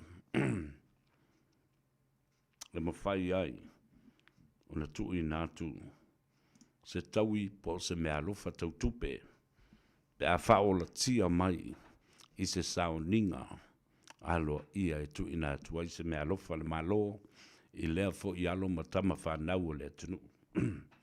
A wane ngalo le mta upu lea te whai atu ama, ma soso atu ai i le pulenga, le minsta, e va mai means tau ta longa na leo ye o lo so ya few faul tan se i va vai fa le tu Minister of Customs and Border and Control, Minister of Environment, Minister of Agriculture, Minister of Land, Minister of Women Community, Lea, Minister of Sports and Recreation, the Honorable Sewa Muli Letu Unga Fasi Toma, Malana Minsta Langolango, Honorable Fiu Fa'olotane Bonifacio Vasa.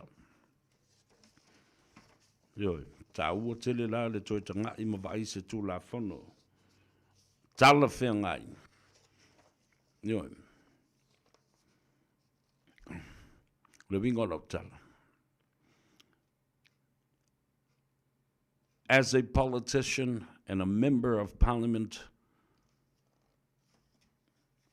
you should not be involved in sports. Rugby. Ai si tulang taatia le lakapia le atunu o e fai. Upo fai o malo. Nā lai o na wala uina o tau. I tofi fai pule o tau i tu malo. Ia nā tu wali nofo ai ina. Awai tite le tupe ma alauni o tangata nei e tutongi. Se o tau si sila la iai. Se i mai le tongi o le paramia, se i mai le tongi o le tei fono o le lakapia Samoa. Ea, wonge tama whanau le atunu o le ini o la tau mawhawha. Matala no le nei ama le fionga. Ma le tau wha, hea whale paunga. Matamua. Filippo Saena, Ina ua mawhiloa i le tau me sina i le vai aso na se ma vai atu nei. Tau me sina i Samoa. Pato la li le meri o le fai i soutu ranga li i tono le. Yuni la kapia le atunu. A fe mai te lo le ataua. Ua fia utusi talo sanga. E mawhai ai on o wofi i to tonu i so se to ainga. To finga i tonu o le yuni la kapia Samoa. E le te lia ina. E vatua ma toi fa solo muri mai ele fai lautusi. Fa malulu atu. Ma le maua se avanoa. Fa talo fai. To atele tama whanau o le atunuu. Sa ta alo le ta longa. To atele fo i tama whanau o le atunuu. Oni au fai pisi nisi mawai. Ma le ata mamai. Ma le popoto e mwhai ona latu whaonga ina.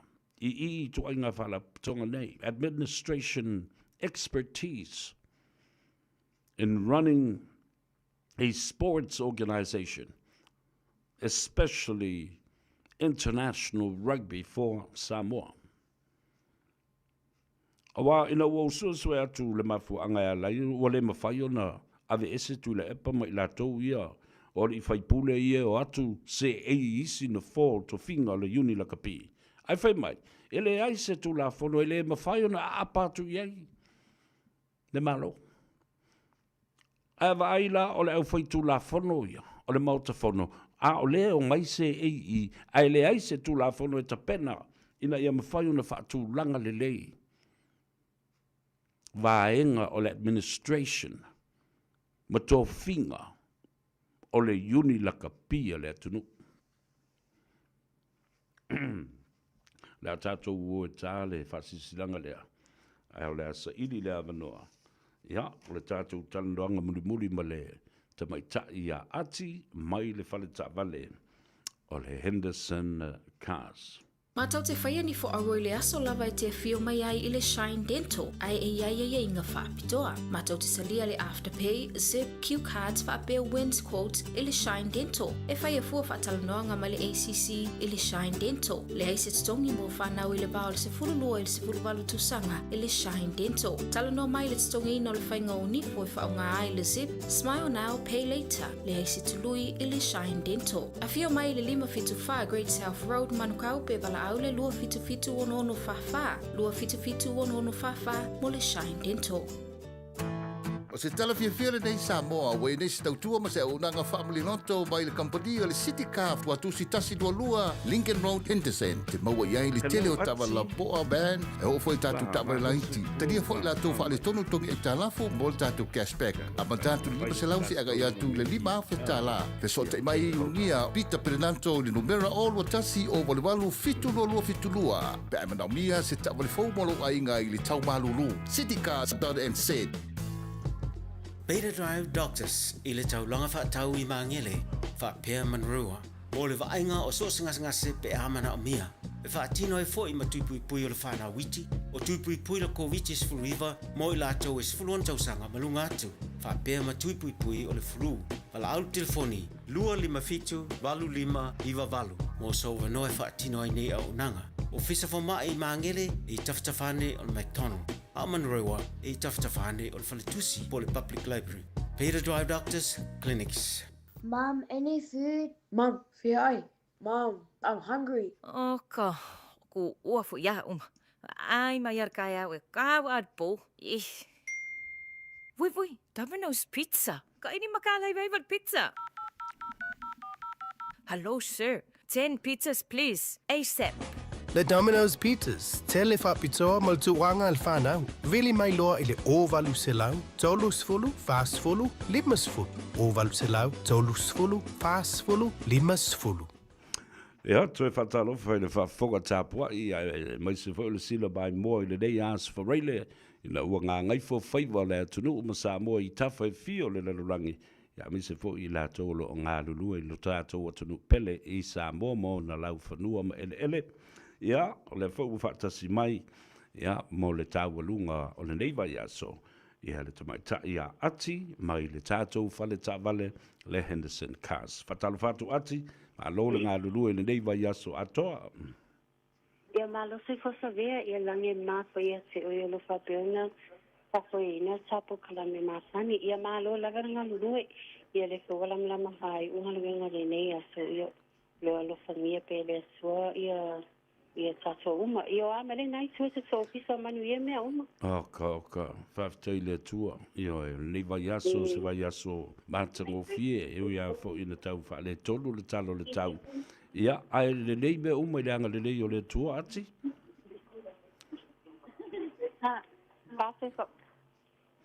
ia malo ia hello wa o maua mai ia saunoa stali poti mo lenei aso ia faatala vasave ma faafasili ia se ripoti atu i le tatou faitavale lenei aso ia pai lava sipisi le tatou yard le mamalu la se o lo faapeona gaʻi me apahaia la se saavale ia faapena foʻi nisi foʻi o le mamalu la se o lo faapena saini ia konkarase ana nei ia ma na isi foʻi o tasoaiga lo faapena gaʻi me piki ala se saavale ua uma ona saini ala so konkarase ia malo faafetai tapunia foʻi tatou le tā o le ono o le afiafinei ia e tapunia tatou le tulae ono nei ia ai o iai lava tatou ofisa lo faapea ona galulua seʻi paia na nei le tulasuma tasi ia lelei ia wae o uma lauaga ia malōlō a kao mai foʻi kaspa kae au i ia taʻolelei ia o le piki lava a masani a le Henderson Cars ma le iwa sai au ia se ia paina ni sumai tasi auaunaga masani lava le Henderson Cars ia malo o le o le te vai atu le ata le tu lai ono ia e tele lau tapenaga a fai ua a isi vanga nei te ua misi ata ia mai ta telefoni mal ta tu atusi e fa wa ta tel noanga la so ta ia ia po ai lava lo fiamana o mia se soani mo se saidia savali mo malo ainga io lo avanoa ia asi i le Henderson Cars ia fasto sai mai au le numero over selau pita sasi ia pete email mai fo i lunga le maso Facebook page ia ma le maso address o le takiwa fa Kevin Drive i Papatoi ia malo fa tai mo ia tele nei a fiafi ia ta filo i le aso ta au ia masaunga le mufo i pe atoi fo ia tu i mauta malawa ia faafetai tele savea ma tapo kalame lenei a fiafi ia tatou filoaʻi laso taeao so faafeifua ia faasoifua ia ma e manuia lenei a fiafi ia lena ati ma le tatou faletaavale o le Henderson Cars e te maua i le telefoni e le se togi o valsalau fitu tasi ia ai le ngata i lea o le natou tuatusi o le selau iwa sefulu ma le wha Cavendish Drive Papatoetoe i Manukau. Fatalofa faapitoa i lo uso faapelepele au i matangi Hannah Brown ia ma le faletua po le tausi foʻi ia o le via ia o mai mo mai i nai Draper Utah Salt Lake City. Faafetai uso mo le avanoa sa tatou feiloaʻi ai o le teiteifono lea o le faatuatua i le atua Samoa ua tasi i le ainga o i tātou i Utah, Salt Lake City. Ia, le no whanga ma le stete. O loo tapu vai tasi ai ngā ruenga ale e kālesia. Ma le ofisa tū totonu.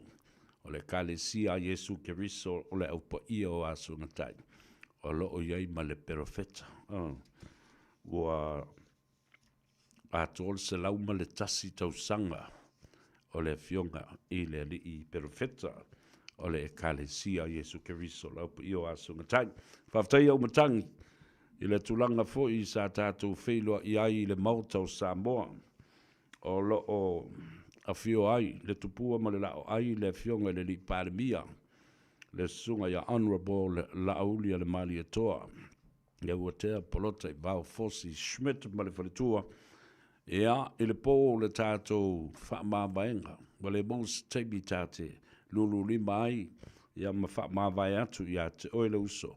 Ia o lo whaanga mo ripo, mo oe ma le whalitua ia Olivia, ia mai se fo i le tātou uso ia namulau ulu, ia Dr. Tofa, ia ma le whalitua, ia ma mori atu ia lo whaanga, tā whai o lo mai mua mai, i le tātou por kalame le ngā Gagaifo Faiva, ia ma le tānoa awa i le as tōnai e te maua i le sao, le ama se mea pio ke maua. Ia e whaftai ali, ma lo tāpua i lau sunga o Mutangi, Hannah Brown, ia whapea fo i le whalitua, ia ma wha malosi i ane, e tautua nālo tātou ainga, ia ma le nā fo i ma tā whale o lo o tau sia, ma lango i nai le whainga ma lo ua tūla i mai nei, ia e mana ia, le fo i, ma le manu ma lo, alu ma avel karika i uta, au sau ma le karika i nge, ele fo i ma le mauti noa, o le whaamnio ina o le tāpua inga, ma tau ai o la penga, mea tā ua le nā, ia, Violet, i umalo fui maono, ta alofa Violet, ta malo soi fuamanuia, ta mai ta io Siliana, ta alofa atu Siliana, malo soi fuamanuia, watching you from Auckland, ia, o Siliana, foi la ia le sikengi o local, o Tali McFall, malo soi fuamanuia, ia, whapea foi, ona mai mua mai Tacoma, Seattle, Washington, au tai ai i Tacoma. O te fia pa i atu me whaatalofa i le tamamatua. E tāpua i pēr i le tātou porkala me le awhionga i atavui. Peter Strickland, alo le soifomria, mo moe o lo maua lo malosi. Ia, ele ngata i lea o Kolifitina, alo Kelistina, malo le soifomria Watson. Vele te mani mō mai ai. O, pe mai ia, o le wha Filipino, o, kalo whae, ia. Nuu Ayomata Vele Talaola from Seattle, Washington to, it's 10 p.m. in Tacoma, kalo whae. La kou whiala e whakarikari malinga i porokalama. Uvalu toloa talo whalava malol soi fuamanuia, Inosia Fatumiti, watching you severe from Palmdale, California. Okay, vale mamao me. Sa fata la pana, malol soi fuamanuia, mata mai i oi sa fata. Fale Baker, talo fa malol soi fuamanuia, ia whapena fo i ona fatalo fatu. I si o tua fine pele ia fale na tapu, ia whapena fo i le uso ia lua iwa na tapu. Tasi lea ulungali. O lo o matua mawhatia. Lo o matua mawhatia. O le ia te ulitu se le ulungali i lea. Nā mai e watu le li i lea ta whao wale leo kangaka. Matua le sau e watu ulitu lea. E tali i oi mawhatianga o le fo i ainga malesi fo i ainga malesi ainga. Tō mata. Tulu o matangi suruape o seulupe talo falava malole se formulia. E South Jane was watching you from Sydney le atoa. Happy weekend. Ya manuia fo i le fa i unga le vai aso i ate. Oi. Le mea le mali e. O le awali i e whaasa lau sa feita lava i ala uli ma le tau mawhainga fo i ala uli malana roadshow. E o i whamsinonga e lau e tangata nei wha mai. O le mea moni ai whalpui la auli. I mōli anga i a whasoli tu la whono o lo mōli ai le tau whau ma tau purupulenga po a umamea. Listen to the tone as they changed when Lauli won and became the Prime Minister of Samoa. Te ia lea ua oso atua e longo fia mo le tangata whaalata. Ma le mea o le tangata tau fia whaalelei, fia lelei ai ua lea o ngā ua te lele māsei. Te ia lea ua toi whamai ia, whatalo whatu fo i le fionga le di parimia. A o taimi uma, Wa fo o la tu lo le. Ele ma fai ona toi suia seisi fai unga i le mata upu le. Talo no mo fa pe mo talo fai ka ingo. O le tala pepelo le tangata. Two face. Wa fai le la lau o tala mata ngā. Ele sunga lauli le mali to mala na tau mawhainga. E o lava i le whaatautonga la e whaia. Ai le o tali mai lava lauli ai. Na te iala ia lea o suiti whaafosei. Tau mawhai e whaasuka le mea. No more. O ele nā we nofa masaati le ipu vai. Whaamasua le ipu vai. Wai loa le foi. O le eto tala noa. I se awa noa e wha tala noa i le panemia. A o tau winga leanga ia ma o tau tala i e whai. A o le mea o te le ina i le a fionga i le. I le li panemia. O le awa noa lea. A wai o atu lo fo i vesiri. E le tai a vātua ni lato vesiri. Pe o lato vesiri e vesiri e inistangata. E atu lo fie switi ala uli. Ma le pale mia. Ai matua tanu lilo i lo. Le lato loto ua tumu le ita. Ma le ele lea. Ma le loto leanga. Ma le taufa leanga. Eo. Ai le manatu whapito le fionga le i pale mia. E maua le awa noa e matua sumu ai o e la auli. I ni tali e tali mai ai. Io, le mea tāua le na. Ea, a leo le na fo. La auli will just keep his silence and wouldn't even bother talking to you because he knows you are going to turn around and twist the truth. Ia fa pelo lauli. Ele mai moso taimi pelo tala le na fai Samoa Observer.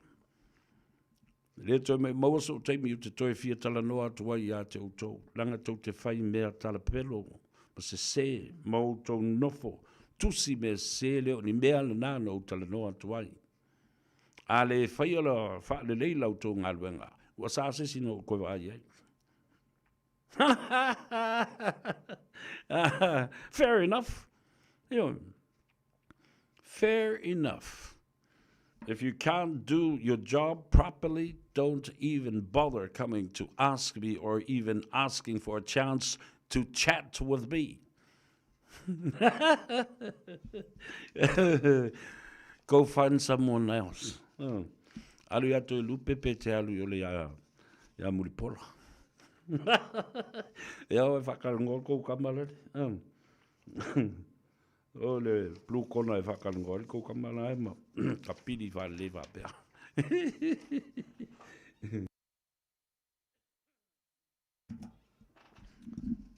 O nao mai leo wala utala noa. Stasi le nei o vaenga. Wasili o na tā ua tele. Awa o lea na tā o fia nei. Ele awina to o tātou tangata I whafo I ngase. Ai e tā ua le toi whaatino ino le tātou Samoa Medical Insurance. Po le pānoa Samoa Medical Insurance. Mana il whapipi I ele I ngō sto ino pari. Alna voi pari. Pari I Samoa Medical Insurance. Lea ua waamata mea ai le nupi wha. Wa tasi fo I lea matanga luenga te lea le malo o lo o iai tupe te tele I te tonu I. Lea fo o lo o I lalo I le vainga le fionga le minsta o tupe. Le fionga I amulipola anurosa. Taking our patients overseas. Now, o mono utala no atu. Ma whasoa fo I le tūranga lea. I le ave mamau tātou tangata anga I intia. A lele ua whaalawi loa mai. Ia le tautua ma le au nanga. A le whare mai lea sa o taladoa ma whasoa tuai ma wha taladoa fo I lele I pule ma le whaululunga o le Pacific Specialized Hospital in Fiji. It's just behind our backyard. Le ngata ngasa le fatu, tautonga i le ulu, o le mata, o le isu, o le fatu, o le mama, whapena fo i fatu ngao, o le ate, ma so se ngase o tamaiti. I tu pao tina ma tamaitai, whapena i le tu pao, o le cancer, le umalavana, ua whaatino, e le whalema i whaapitoa lea e ta o le PSH, po le Pacific Specialist Hospital, ma la fo ua iai le fina ngalo le malo, o se au nanga le lei, mai lata mai, se teimi o le a talanoi nai le mata upu lea, ona ua ngase whafosei, ia le tātou ali i pānemia, ai sa iai le wheilo inga. Iai se teimi o le ato e talanoi nai le mata upu le nei. Me tau, sa u wheilo i fo i le tātou Minster. O whalemat, male soifua malolo ina. Ia maolo iai la ia le whaatulangana. I se teimi e mai ai o na whaatino le paketi. Whapena foi o na whaatulanga mai ma se teimi. E alo iai le wheilo i atu. O le vaenga whaururunga le whalema i lea. I fiti, lea ua a vea o se mata upu tā ua tele wa mea umanei o le a whaatino e le fionga i le li i pāle mia malana whainga malo fau. Ina ia manuia o tātou tangata ma ola malo lo ina ma ia iai vaenga tupe e whaangaanga mō tonga fitinga ma le au inato i lātou i whale ma i whafo. It is one of the most greatest pleasure that I think that it will be a landmark to have a medical insurance for all Samoans. Ia iai le whaamalumalunga ma le whaamanuianga lea. Mō tangata Samoa uma.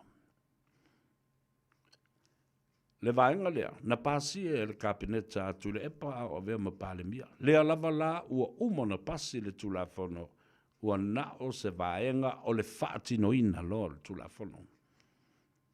Cabinet has already passed this bill under Tula Epa's leadership and HRPP, so it is now just a matter of days of how to implement the implementation of the Samoa medical insurance is 100% go. Wow, beautiful. Yanena. Pele tangaloa, talofa, malo soifua, o Malia Rosa Pio Tuya, ya, alo lavale, ma futa mai fo i leo langa ma le tutua, Elizabeth Fatafea, o le tabaita i o Mary Avito, malo Mary, Mei Avito, talofa, uluvalu toloa, talofa, kalepo tuivaiti, o le sunga ya Mani Milo, ya, ai mai se fo i whamai.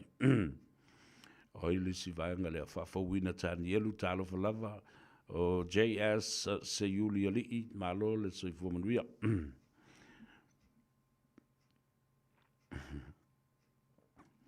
Ya, le sunga a Vernetta Reed, talofa Vern, malo le soifua, o le tuafine a Fortino Josefa, whapea fo i le tamaitai o Erelini, ya malo whatu fo i le tātou tama le fionga ia masoe, ia whamomoelo malosi le tātou tama, le uso fo i ia vaisingano, ia whapea le uso ia fo leni.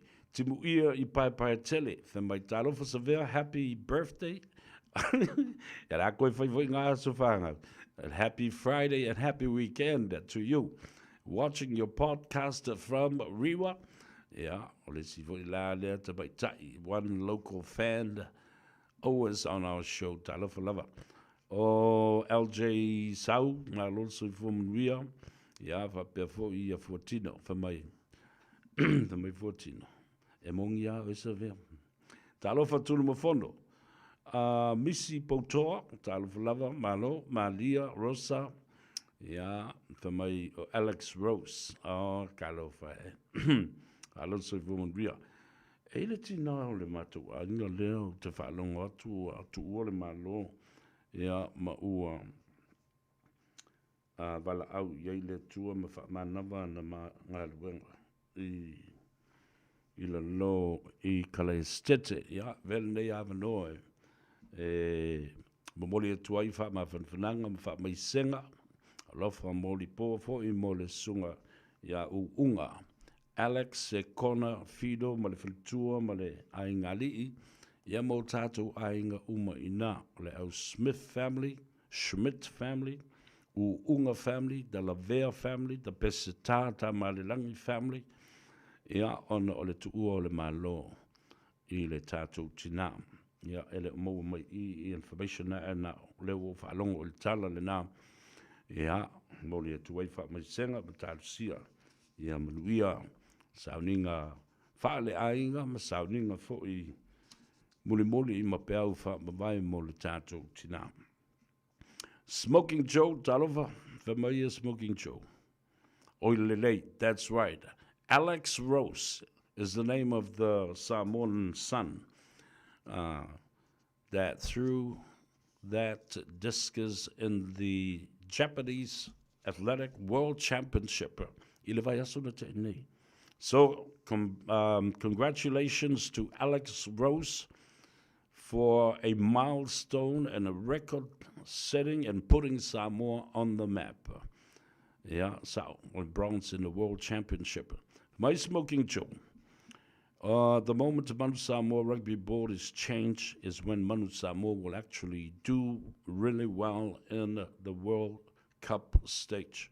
Sa olele ele se le tala le nam. E loa uma tama mea lai tutupu. Tusa lava la pe alu lo lato loto, ma lo lato malosi ile ta alonga ina ia mawhai on tautua ai Samoa. E o lava iei tala. Ile wha le tonu o le administration ma le pulenga amata mai i le teitei fono, sui teitei fono, ia whapena foi ia isi tō whinga umalapa. E le se. E le se. E whapena ona a fia ai langona o tama. So on the field and off the field, the administration, the words get to the boys. And it affects and it has a negative impact on how they play the game on the field and off the field. Ele se mena. Se bele fa fonga le toi fa salawina ni o tātou tala I vai whanua I mea lo tupu I New Zealand I le ngangana Peritania.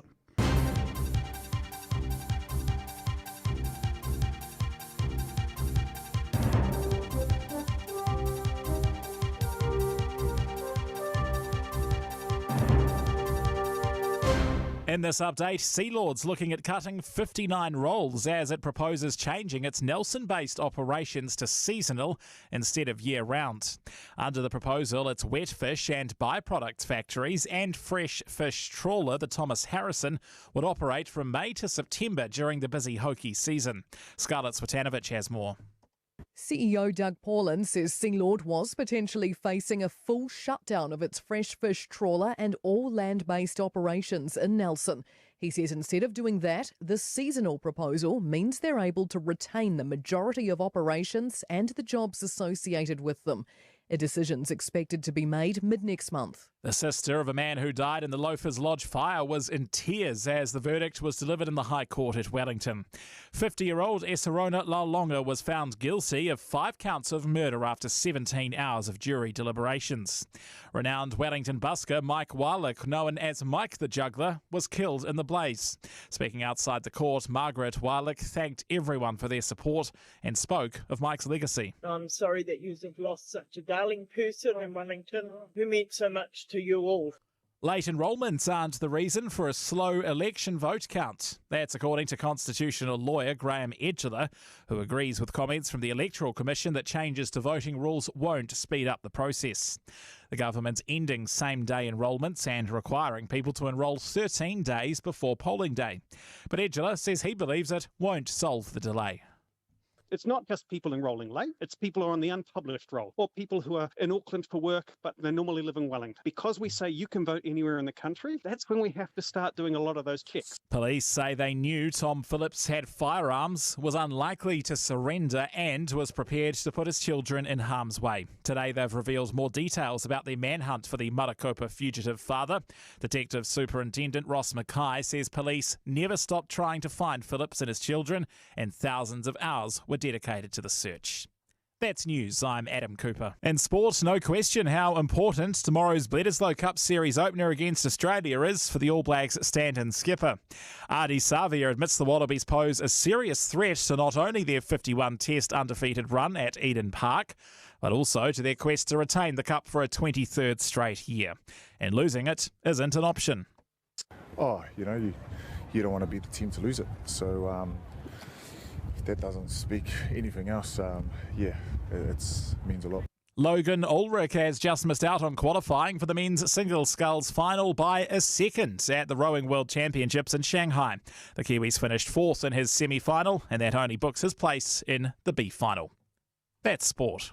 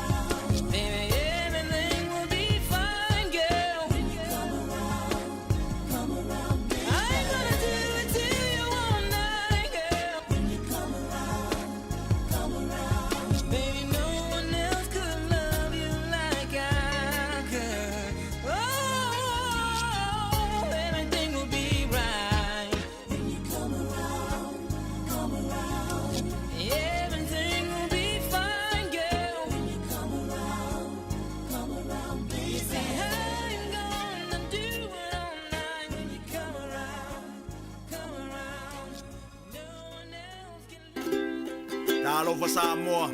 Wa ule ne yo kas futialo. Awal suwi ya ngila wa ule kio. Aeva eva mai ina se fudu lima iva kolu. Amo Radio Samoa. Bevela a.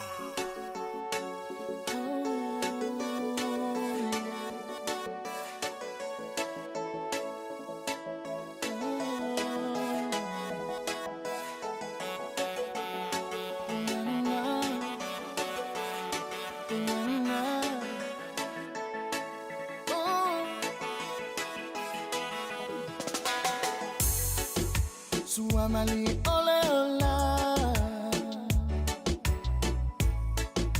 Eya ilu itau ime uma Oto fotofona Filongi ai mafati Wala tamay fa amay vai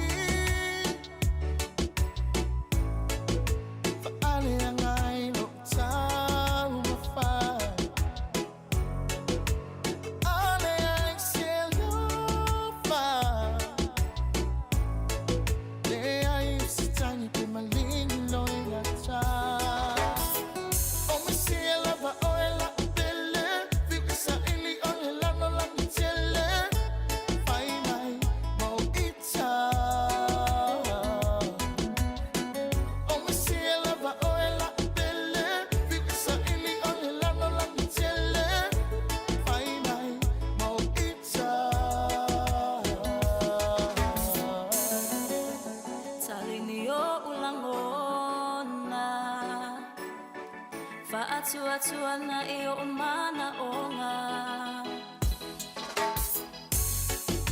Nefili ele moe Tau faaleanga ilo ualofa ya oe Ta utino mai po oa ulepo ngai Lepo ngai umafuai Etu maulo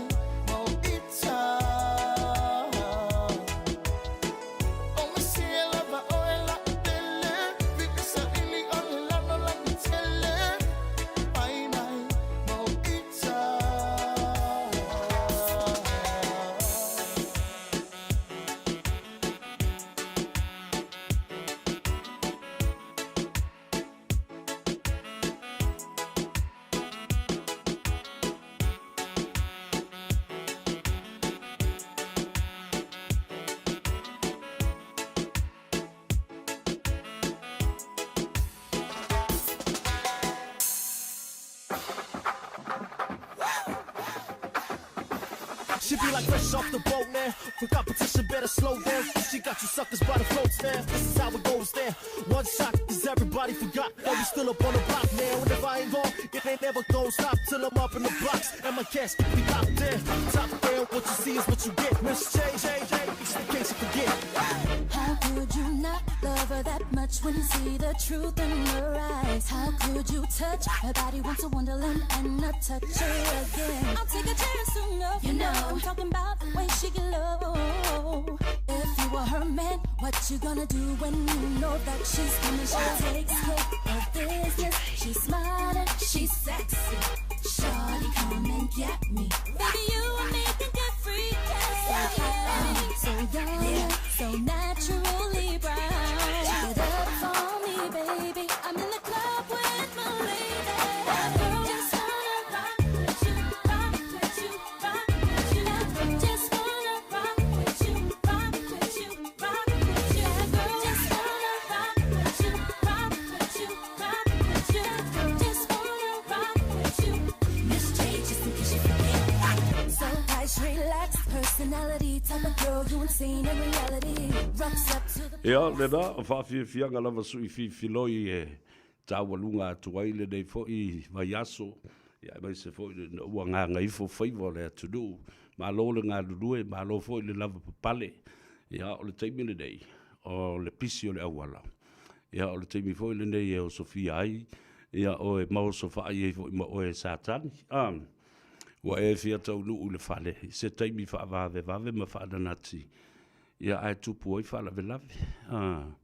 Ia, hei fo I ave ta vale le ma fau fau. Ia tinganga I loa o lai bumper to bumper chocker. Le poloka o le ta vale. Ai le ma whai ia.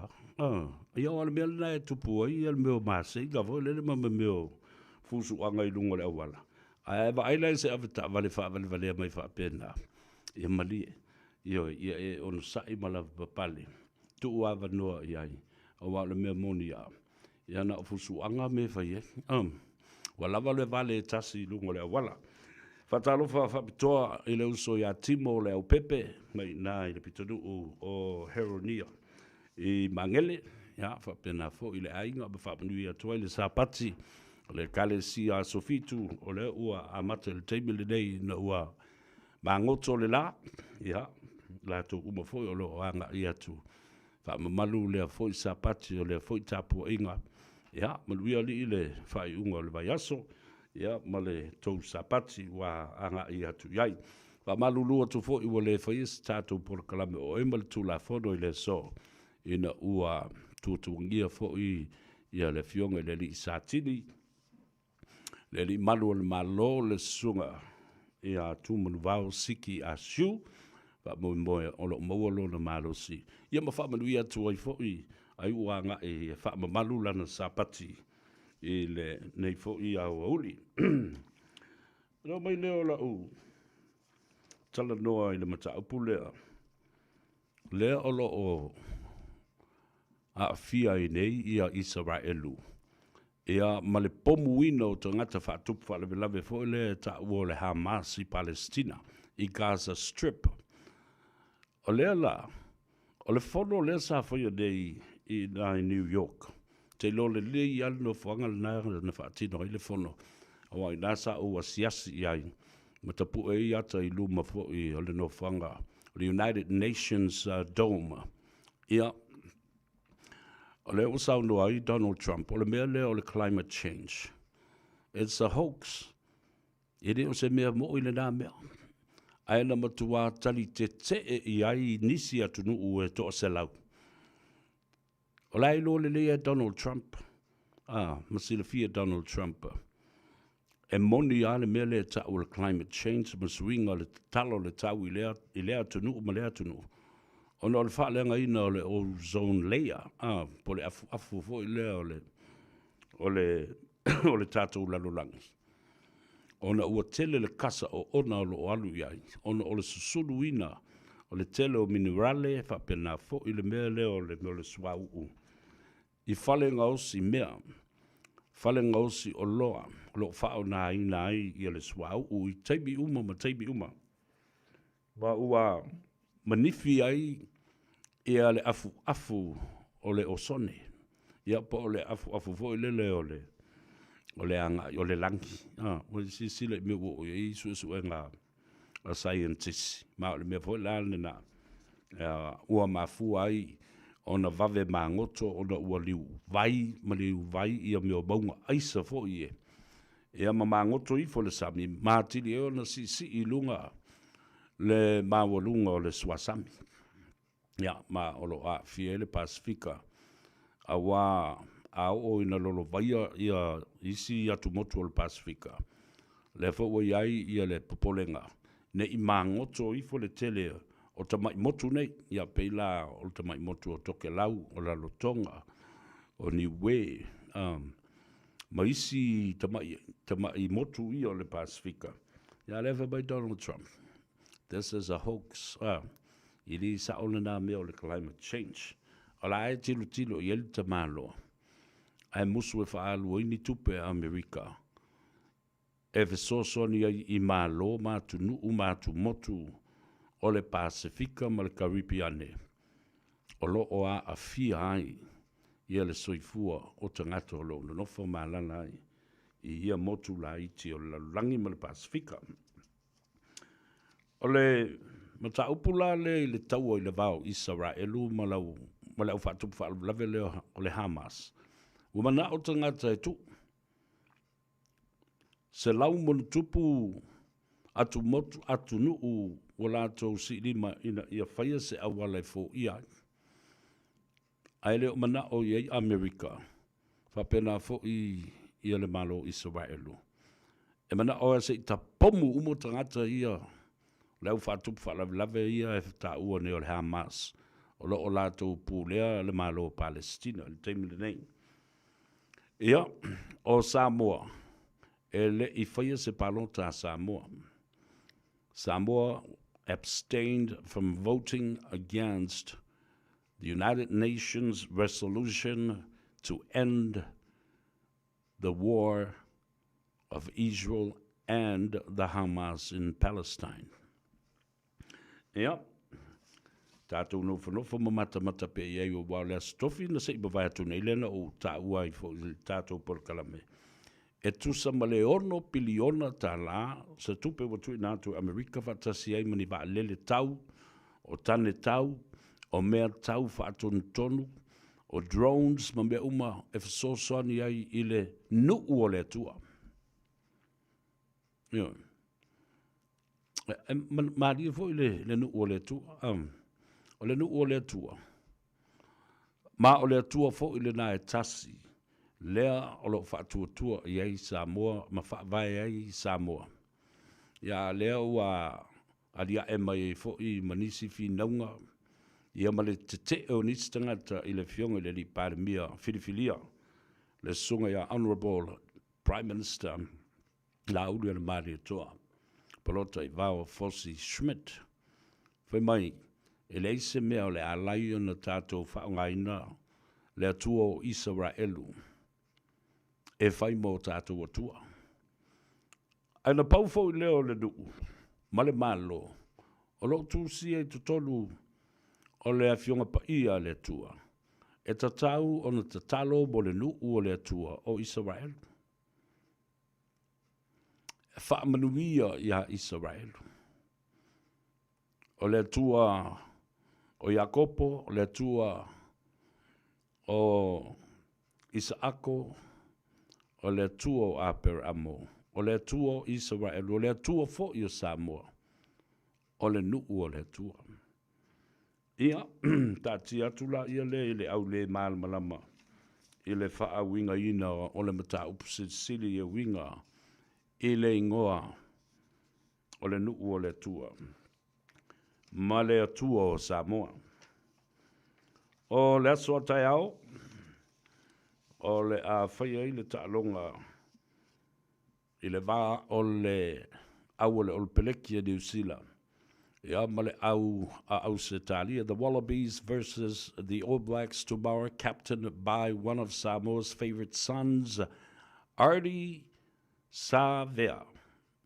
Ia, Artie Savea le na o le Teita ia le tu au ma le tu taua ale ole peleki a New Zealand ma ole ta'alonga faitaulia lona 5 ma le tasi lea e le I whaia ina lava ia le au ole ole peleki le lato le koti le ngama le lato matati ale na fa 5 ma le tasi ana ta alo e le I whaia ina lava I le malai leo Eden Park, I lono wingo tai au. O le a matua tumu foi, manga ala se anga I atu I au kilani, ia mo lea foi ta longa. A o kapiteni mai la ardi sa veo le alo le atunuu, I le au tele lea. A le ol peleki. Ai, o tai au foi le ta longa le tatou au le manu Samoa. Tatou te talo, ina ia manuia le tau mawhainga wā e misi loka au. Ia kui chief loka ako. No inga. It will be the first time in history since Samoa was invited or qualified for the first ever World Cup in 1991. A tātou vava ai le ai ni tupe sa ai le nava I tau. Ai ole matautia o loto mafatu ma nganga o la ngona o tangata le lango ino le au. Le ni tupe. Ai na hoa ho mai tu tolu le lalulangi atoa. O le quarterfinals. Toyo o le si tausanga toyo to titi o le semifinal. Ai ala le mele utola I mai nei. Ua tele tupe, e sue. Tele foi tupe ale malo walu iai, wha mea lofa iai na ia, atina e ai. Le ta alonga, ma fesoso ali ai le tātou au manu Samoa. Ai ua matua ma maua I sini le tau mawhainga ina ia toi o ilunga le top 8 laulangi. Alona winga, o se tasi leo wha puputonga, tuma oti ale atu nuu I le pūlenga o le tātou au lakapi. Ma le lakapi Samoa, ua te tau o na toe tangai ma sila iai. Ta longa leo le Bledisloe Cup I le aso tai au Eden Park I au ki lani nei le ta longa le vao o le Olpeleki fatasi ai ma le au o le Wallabies Australia. O le whaatolu, o le whaaluasfulu tolu lea o tausanga. E le I toi mamulu lava le Bledisloe Cup I 5 o Australia. O lana winga, le whalau sao noa I le li kapteni, Ardi Savea, ia, e le whaingofi. La tau te le mana na o e wha mamulu le ipo le Bledisloe Cup e o Australia ma ave. Ia tu mau pea, ma wha o popo tausanga. E toi nofo ai ia le ipo le Bledisloe Cup I totonu o New Zealand mau kilani nei. So, there you go. Congratulations for captaining the All Blacks team, Ardi Savea, a son of Samoa, and also the 23 years of holding the cup, and they won't let it go. Ia fatalofa ia lombe tuitama, alole suifumuria, ia vapefoi. So Fatasi and Maureen Tufele, watching you from West Valley, Utah. Sepoima Pesaleli, Talflava, watching you from Hawaii. Aloha to you and all to our families and friends in Hawaii, with my auntie Falavelave Afamasanga Poila Ulu in Kahuku. Yeah, and a lot of our friends in Laie, where the Brigham Young University is, and the Polynesian Cultural Center is as well. Ngalmalemana Angelina Lila Sangala, Talofalava, watching you from the capital in Wellington. Talo Faiva Lola Sifumanuia, how's the weather there? Nanawinga ai o malurua, Wellingkonga yeling ikai. O Perise Suo Talofalava from Sydney, Australia. Yeah, o le tamaitai o Faiva Utuone, watching you from Otara. O le sunga le au Michael Isaako. Makamaka aku ingei Otara. Yes, the famous Otara. alo le soifua manuia. Laki whaleiva, malo le soifua, valu ti fea, po ti tea. Whai mai, talo Savea, watching you from San Francisco in the United States. Talo whai, malo le soifua manuia.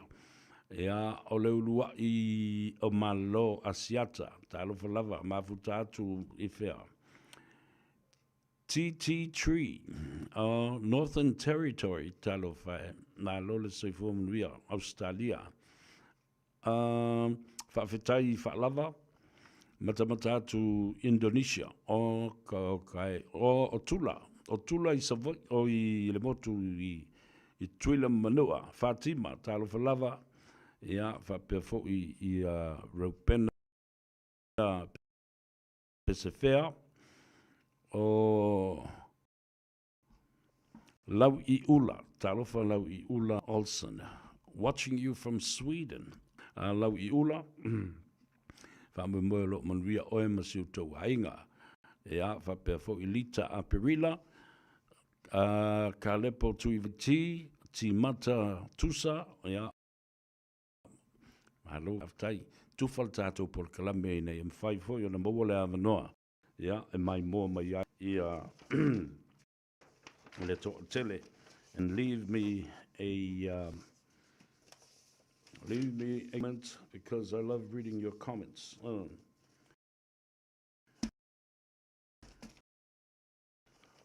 I le whatalanoanga o le fionga I le mai ma le soifua malolo ina, o le minister soifua ina leo wa Tofia iai honorable va'a wawa lo fipo salu. Ia manatua. Then for leo o sale o la inganga monga numero tai. Lea foi sa vivesi ai le tau na toi fo yo le fo sale o la. Lea sa se ai le fionga ia tuala sa ave masui pa le mia. Ile napa inga lo no sfulma fitu. A o lea la wa se e mai iai le tofa. Honorable Va'awao lo fipo I sale aula. Ia ma o ia fo ina o lo iai ia le vainga o le vainga leo le National Kidney Foundation. Ia po le tū lea whapitoa o iai ia masini whaamama toto ia mo le ngase o whatungao. O lo ia te ia fo ia le vainga le nei o le Accident Compensation. Ia po o se tasi o la. O whaalawelawe mataui o whaalawelawe whafosei. Na tā ua la le fionga e le minsta o le soifua maloloina. E sao, e iai le whawhita uli sa tū lai mai le vaitaimi le nā. Le fo ina matua tu ua iai le whainga malo. A le sa whapito, le fast, ia whapea fo le sunga lauli al maritoa. Ai whapela se saudonga le fionga le minsta. O le sioti o fuala au, ma vaila au. Ona e mafua mai le au whai ngā luenga. Lātou te le I ngā lulue whatasi ma le whai ngā malo fau. Ma o le mea fo I lea nā laio na whatafulu, ma tu la fua I a lātou tiute, ma lātou matawha ioi, ma ngā luenga sa tau na whatino, mole atunu uatua. O se tasi o whalawelawe, wa lewa o na lātou I loa, o le a run out I leisi tolu masina, le supply la te toi le warehouse. Vai me whai e tangata, e whatau te e ai le whai ngā malofo. Ai le doa, e whatau te e o le whai ngā malofo. A o ai tangata ia e polonga, ma mamai, ma feoti, ia lātou me I e whai. O tangata lau tele o le atunu. It's the public that is affected by these stupid, idiotic, foolish, decisions that they make because they were against the new government. E feita le whainga malofo, ai whapolonga ai tangata. O loo mana o mia lātou whala au. O loo mana o mia vaila au. A wātonga whitinga, ma ngase o tangata lela o whamta lātua. O tō wawa ahi e. Wo o le me le te tau na tā alo ai nisi I ola o tangata. A le ua whai. Le ala le nā o le tāu o tele. O le ngā yo inga na whai o le fionga. I le li I pāle mia, filifilia, wala au wina, whao wina. Le sunga lauli al mari atoa. Na wala au uma ai whao lulungo ma tā ngā luenga uma le malo. Ina ia ave iai lana wha malo ma lana wha whitai I ngā luenga. Ma ia lo whangia. Tūlai mai tātou ngā lulu e whatas. Ina ia awane I toi e vāle whangatia. O leo wa lua pae I ngā le fast. Totally au mā sani ea. I le tai o le au tau whaafsanga I mo le tele o nis tau sanga I lumanai. Because fast will remain the government for the next term, and the next term, and the next term, unless HRPP do something to remove Tula Epa from their leadership now and forever. Na pa wale na le me tau na fai. Le foi la utu fa fonga o fa toto I mai tonu o petesa. O vala au atu le fai numera to valu le e fau fai pule nei. Fai se fu fuanga. Fai nei se fono. Fai se tatou palota po le a fai nga fa vai te tau wai o na ave esem. Fa se tuangalu ia le sa te tai. I le vai nga fa fai. Ua fa alua o na pa u. Le HRPP I le tai ta inga tu le e pa le e fai ya. Na fo ina sau noa. Ia le sunga ia rei. Ia po le toa fai ia le ala. Ale ngona le usu ia ia. Ina ia o rei. Mai le ala. O le mea na fai le tua. Le tula I mai o le fast o lauri. O le mea fo le na fai le tua I le taimi o le tua. Wa le toi alo le tamalo. Ma sau sa o pe I se me o le fifia. It was in God's timing. It was the doing of God. Ia, opuna le sau roi. Ma o te tau fo na sui. Wa tele tau sanga o mi tele na yele chapipi. Ma wa tele fo I tangata le anga le te tonu. Fa le tonu le te tonu le chapipi. You see the new mindset of Leala? He said it himself. It is like a confession. And it's like a revelation. Wa fai loa mai. E se me wa te e ai le ulunga. E se me wa fa le tonu. Wa lai ona sau noa fa pea Leala. Wa o Leala. Polo sunga ya rei, e te ea I le HIP, e te ea I le fast, te ea la uli, te a le ua sau noa, me ua tau na fai se suinga. Wa umi fo I le HRPP la tō na iei nā. Tō tele tangata ia, le anga le ua I tonu I, ma fa le tonu tangata le I tonu le, o le HRPP. He has never said anything like this. Back then, and ever before. Le iai se taimi wa sau noa I whapele ala. I le taimi wa tōna I po le taimi. A o lea la ua tō whafonga iai. Whamai, wa tala whea ngai foi. O mea na whaia le tua.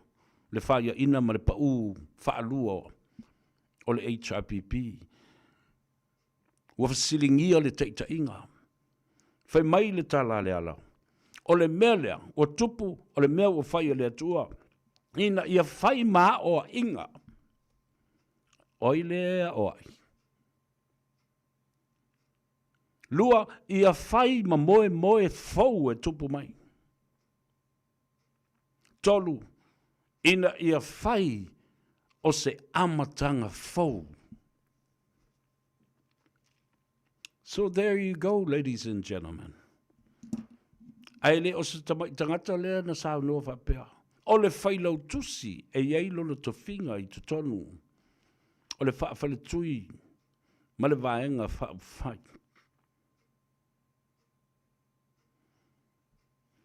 Toi fo I mai la tala I I le saunoanga a le fionga le minsta o whare mai. O le sioti e fuala au.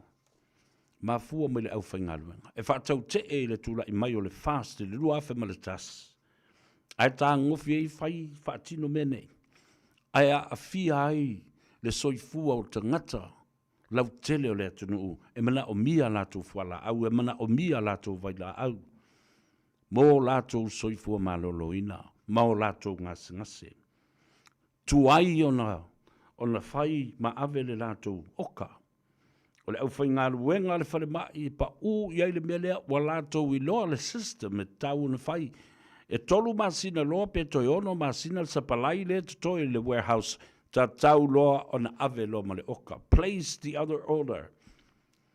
When the 3 months or to 6 months period of the supply that is left, the order should be in to New Zealand and our partners, Australia, the United States. Na fasili, le au tustala,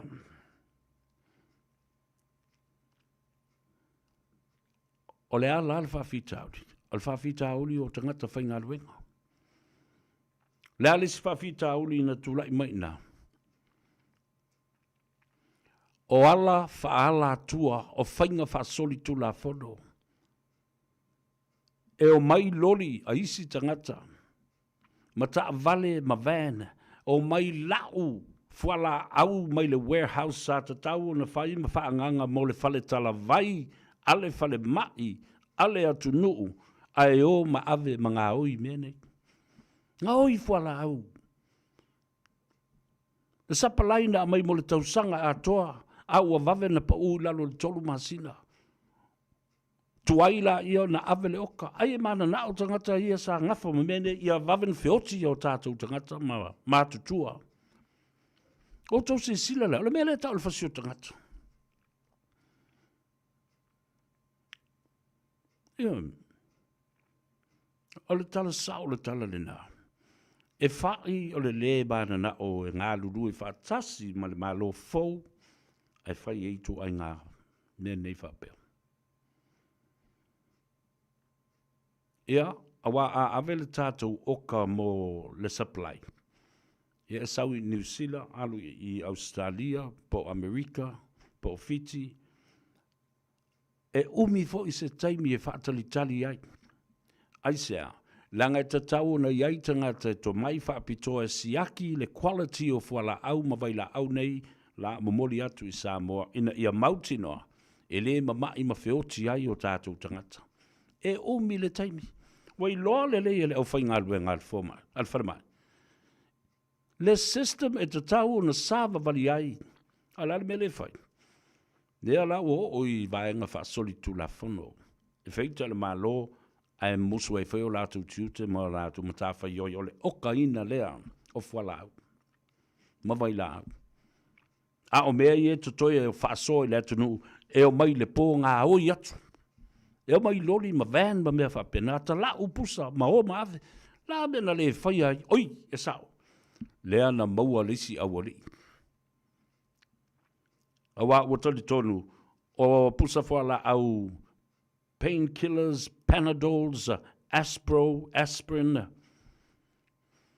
Lea ve tonu o lori nei. O le o, e ngausi ele aisa. Ngausi ele methamphetamine. Ngausi ele ice. Se i tau sila la ia i le tāua tele.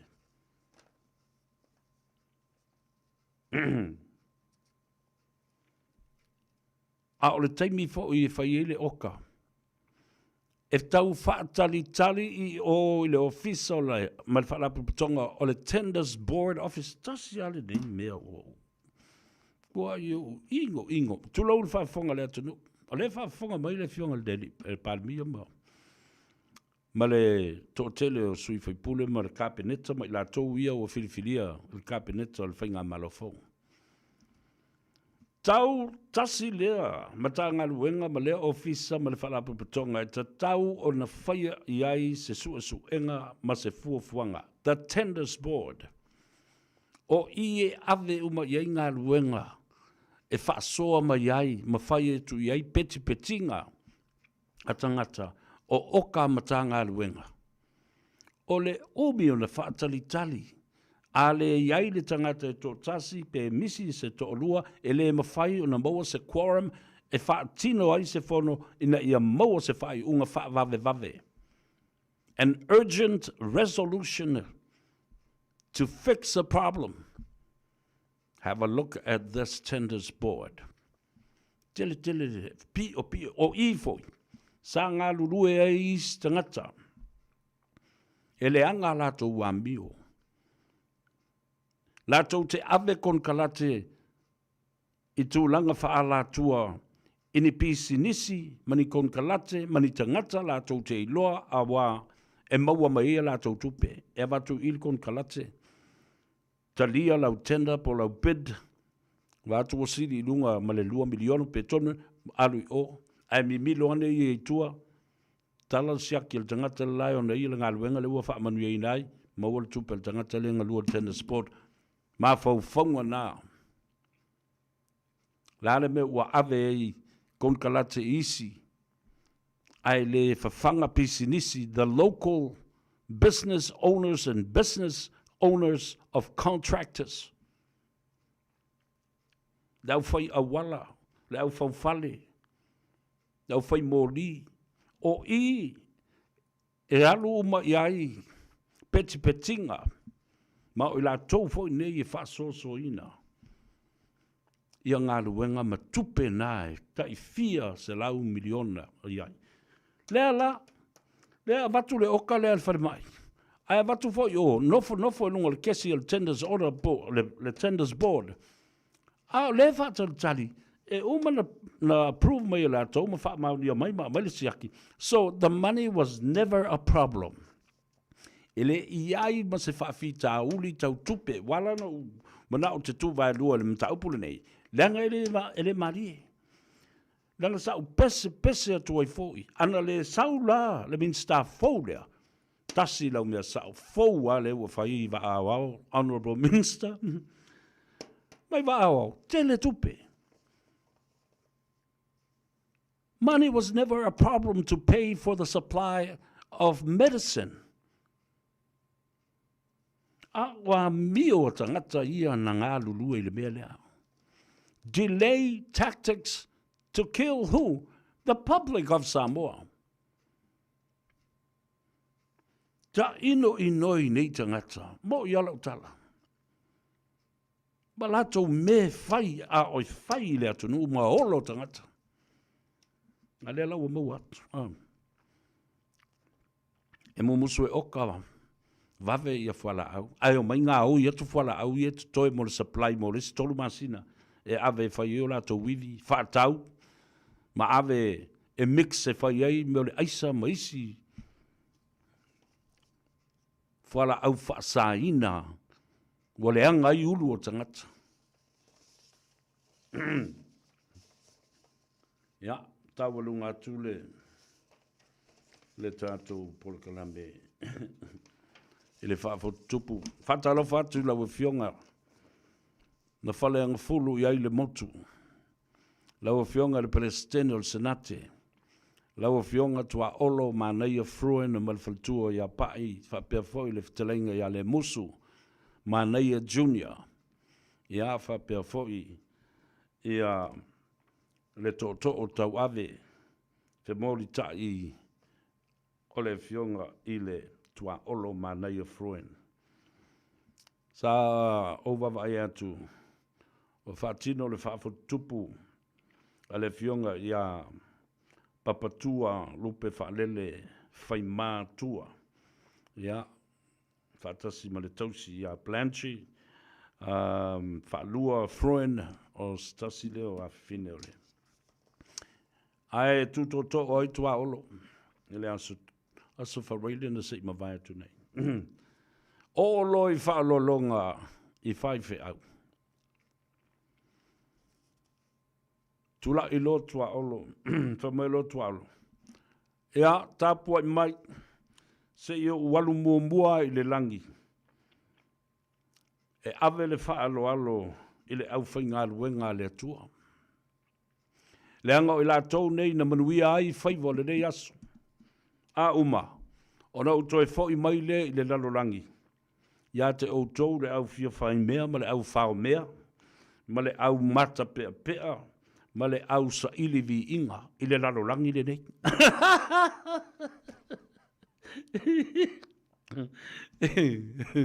O tala ma tau tia.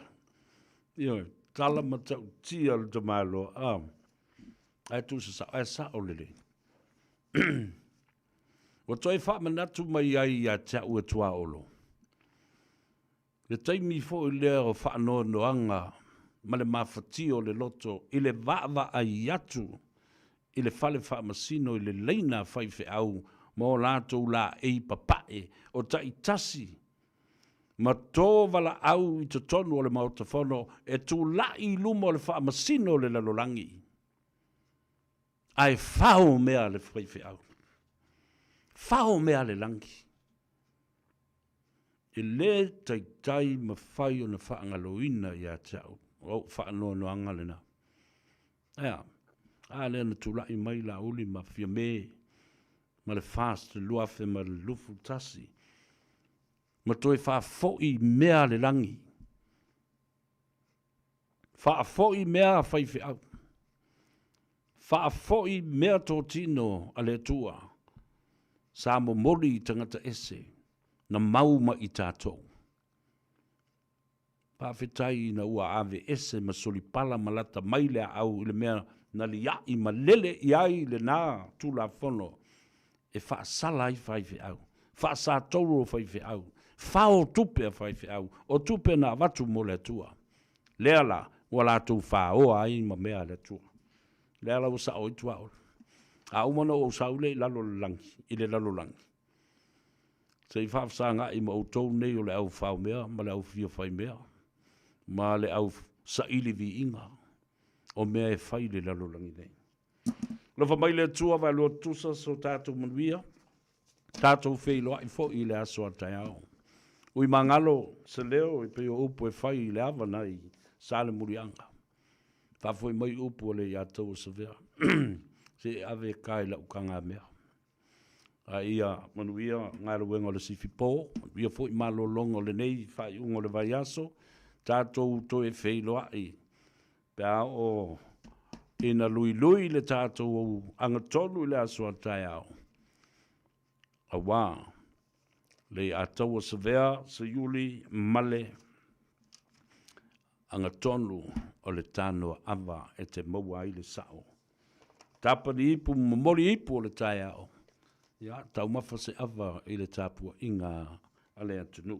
Manuia malolonga le nei pō, i lau fionga, i le li i pandemia ma le whaltua, ia ma i lātou fo i o lātou leo ina, lau apisa. Ia, whapea fo i le au alo lofa o le lupe solo mai pea, whaali lo lātou wanga le lei ma le alofa, ma le wha mawhana whana, i le tātou li i teitai ma le tātou pandemia whiriwhiria, the Honourable Prime Minister of Samoa. La uli ana mari atoa, polota i vao Fosi Schmidt, ia po lau sunga fo i asiata, po lau fionga le ngawhitasi fui maono, po lau fionga le alori i tupua. Ia, tātou whiloa i le aso, te awa lo whantu. I ta mamtina matua le tunu, manuia le tāpenanga o le launga ma le upofola le au whainga luenga le tua. Ia mana lau tau launga. Pai ei ainga ma te pau, maua lau tau tō wha. Ia whapea foi. Le fue o le launga ma le tōtō ma le ati pau niu ia te utau whale upolo. Ma upu whai o le tātou vātu tui ma le vānu nofo. Ia, via foi. La tau fau malanga.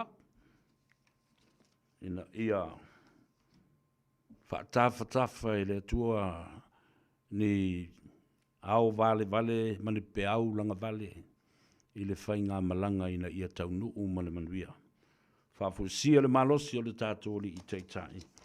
Le a tau sa vea le nei alofa mo oe i lunga o le tātou apia fōlinga, tufa le tātou polakalabe, Ia whapea fo I ma le tātou YouTube channel. Whelua I le asua tai au. O le a tale peselea. Era lo whātua I fo I le tātou ali I pāle mia ma outou. Umalawa, thank you for being with me. O tala ma upuna. Ia mionga ma winga o tātou tangata. I le nei asu. Those are the stories and narratives about our people today. We'll see you tomorrow in the Tanoa Ava. O leo se e mai le fionga ia le sa leo tuana I. I le ia se si te wha moe moe o ea. Sau seu si whanua. Ia, o la au tau whea ngai. Wha uau le ngā luenga masui le sema I le nei po.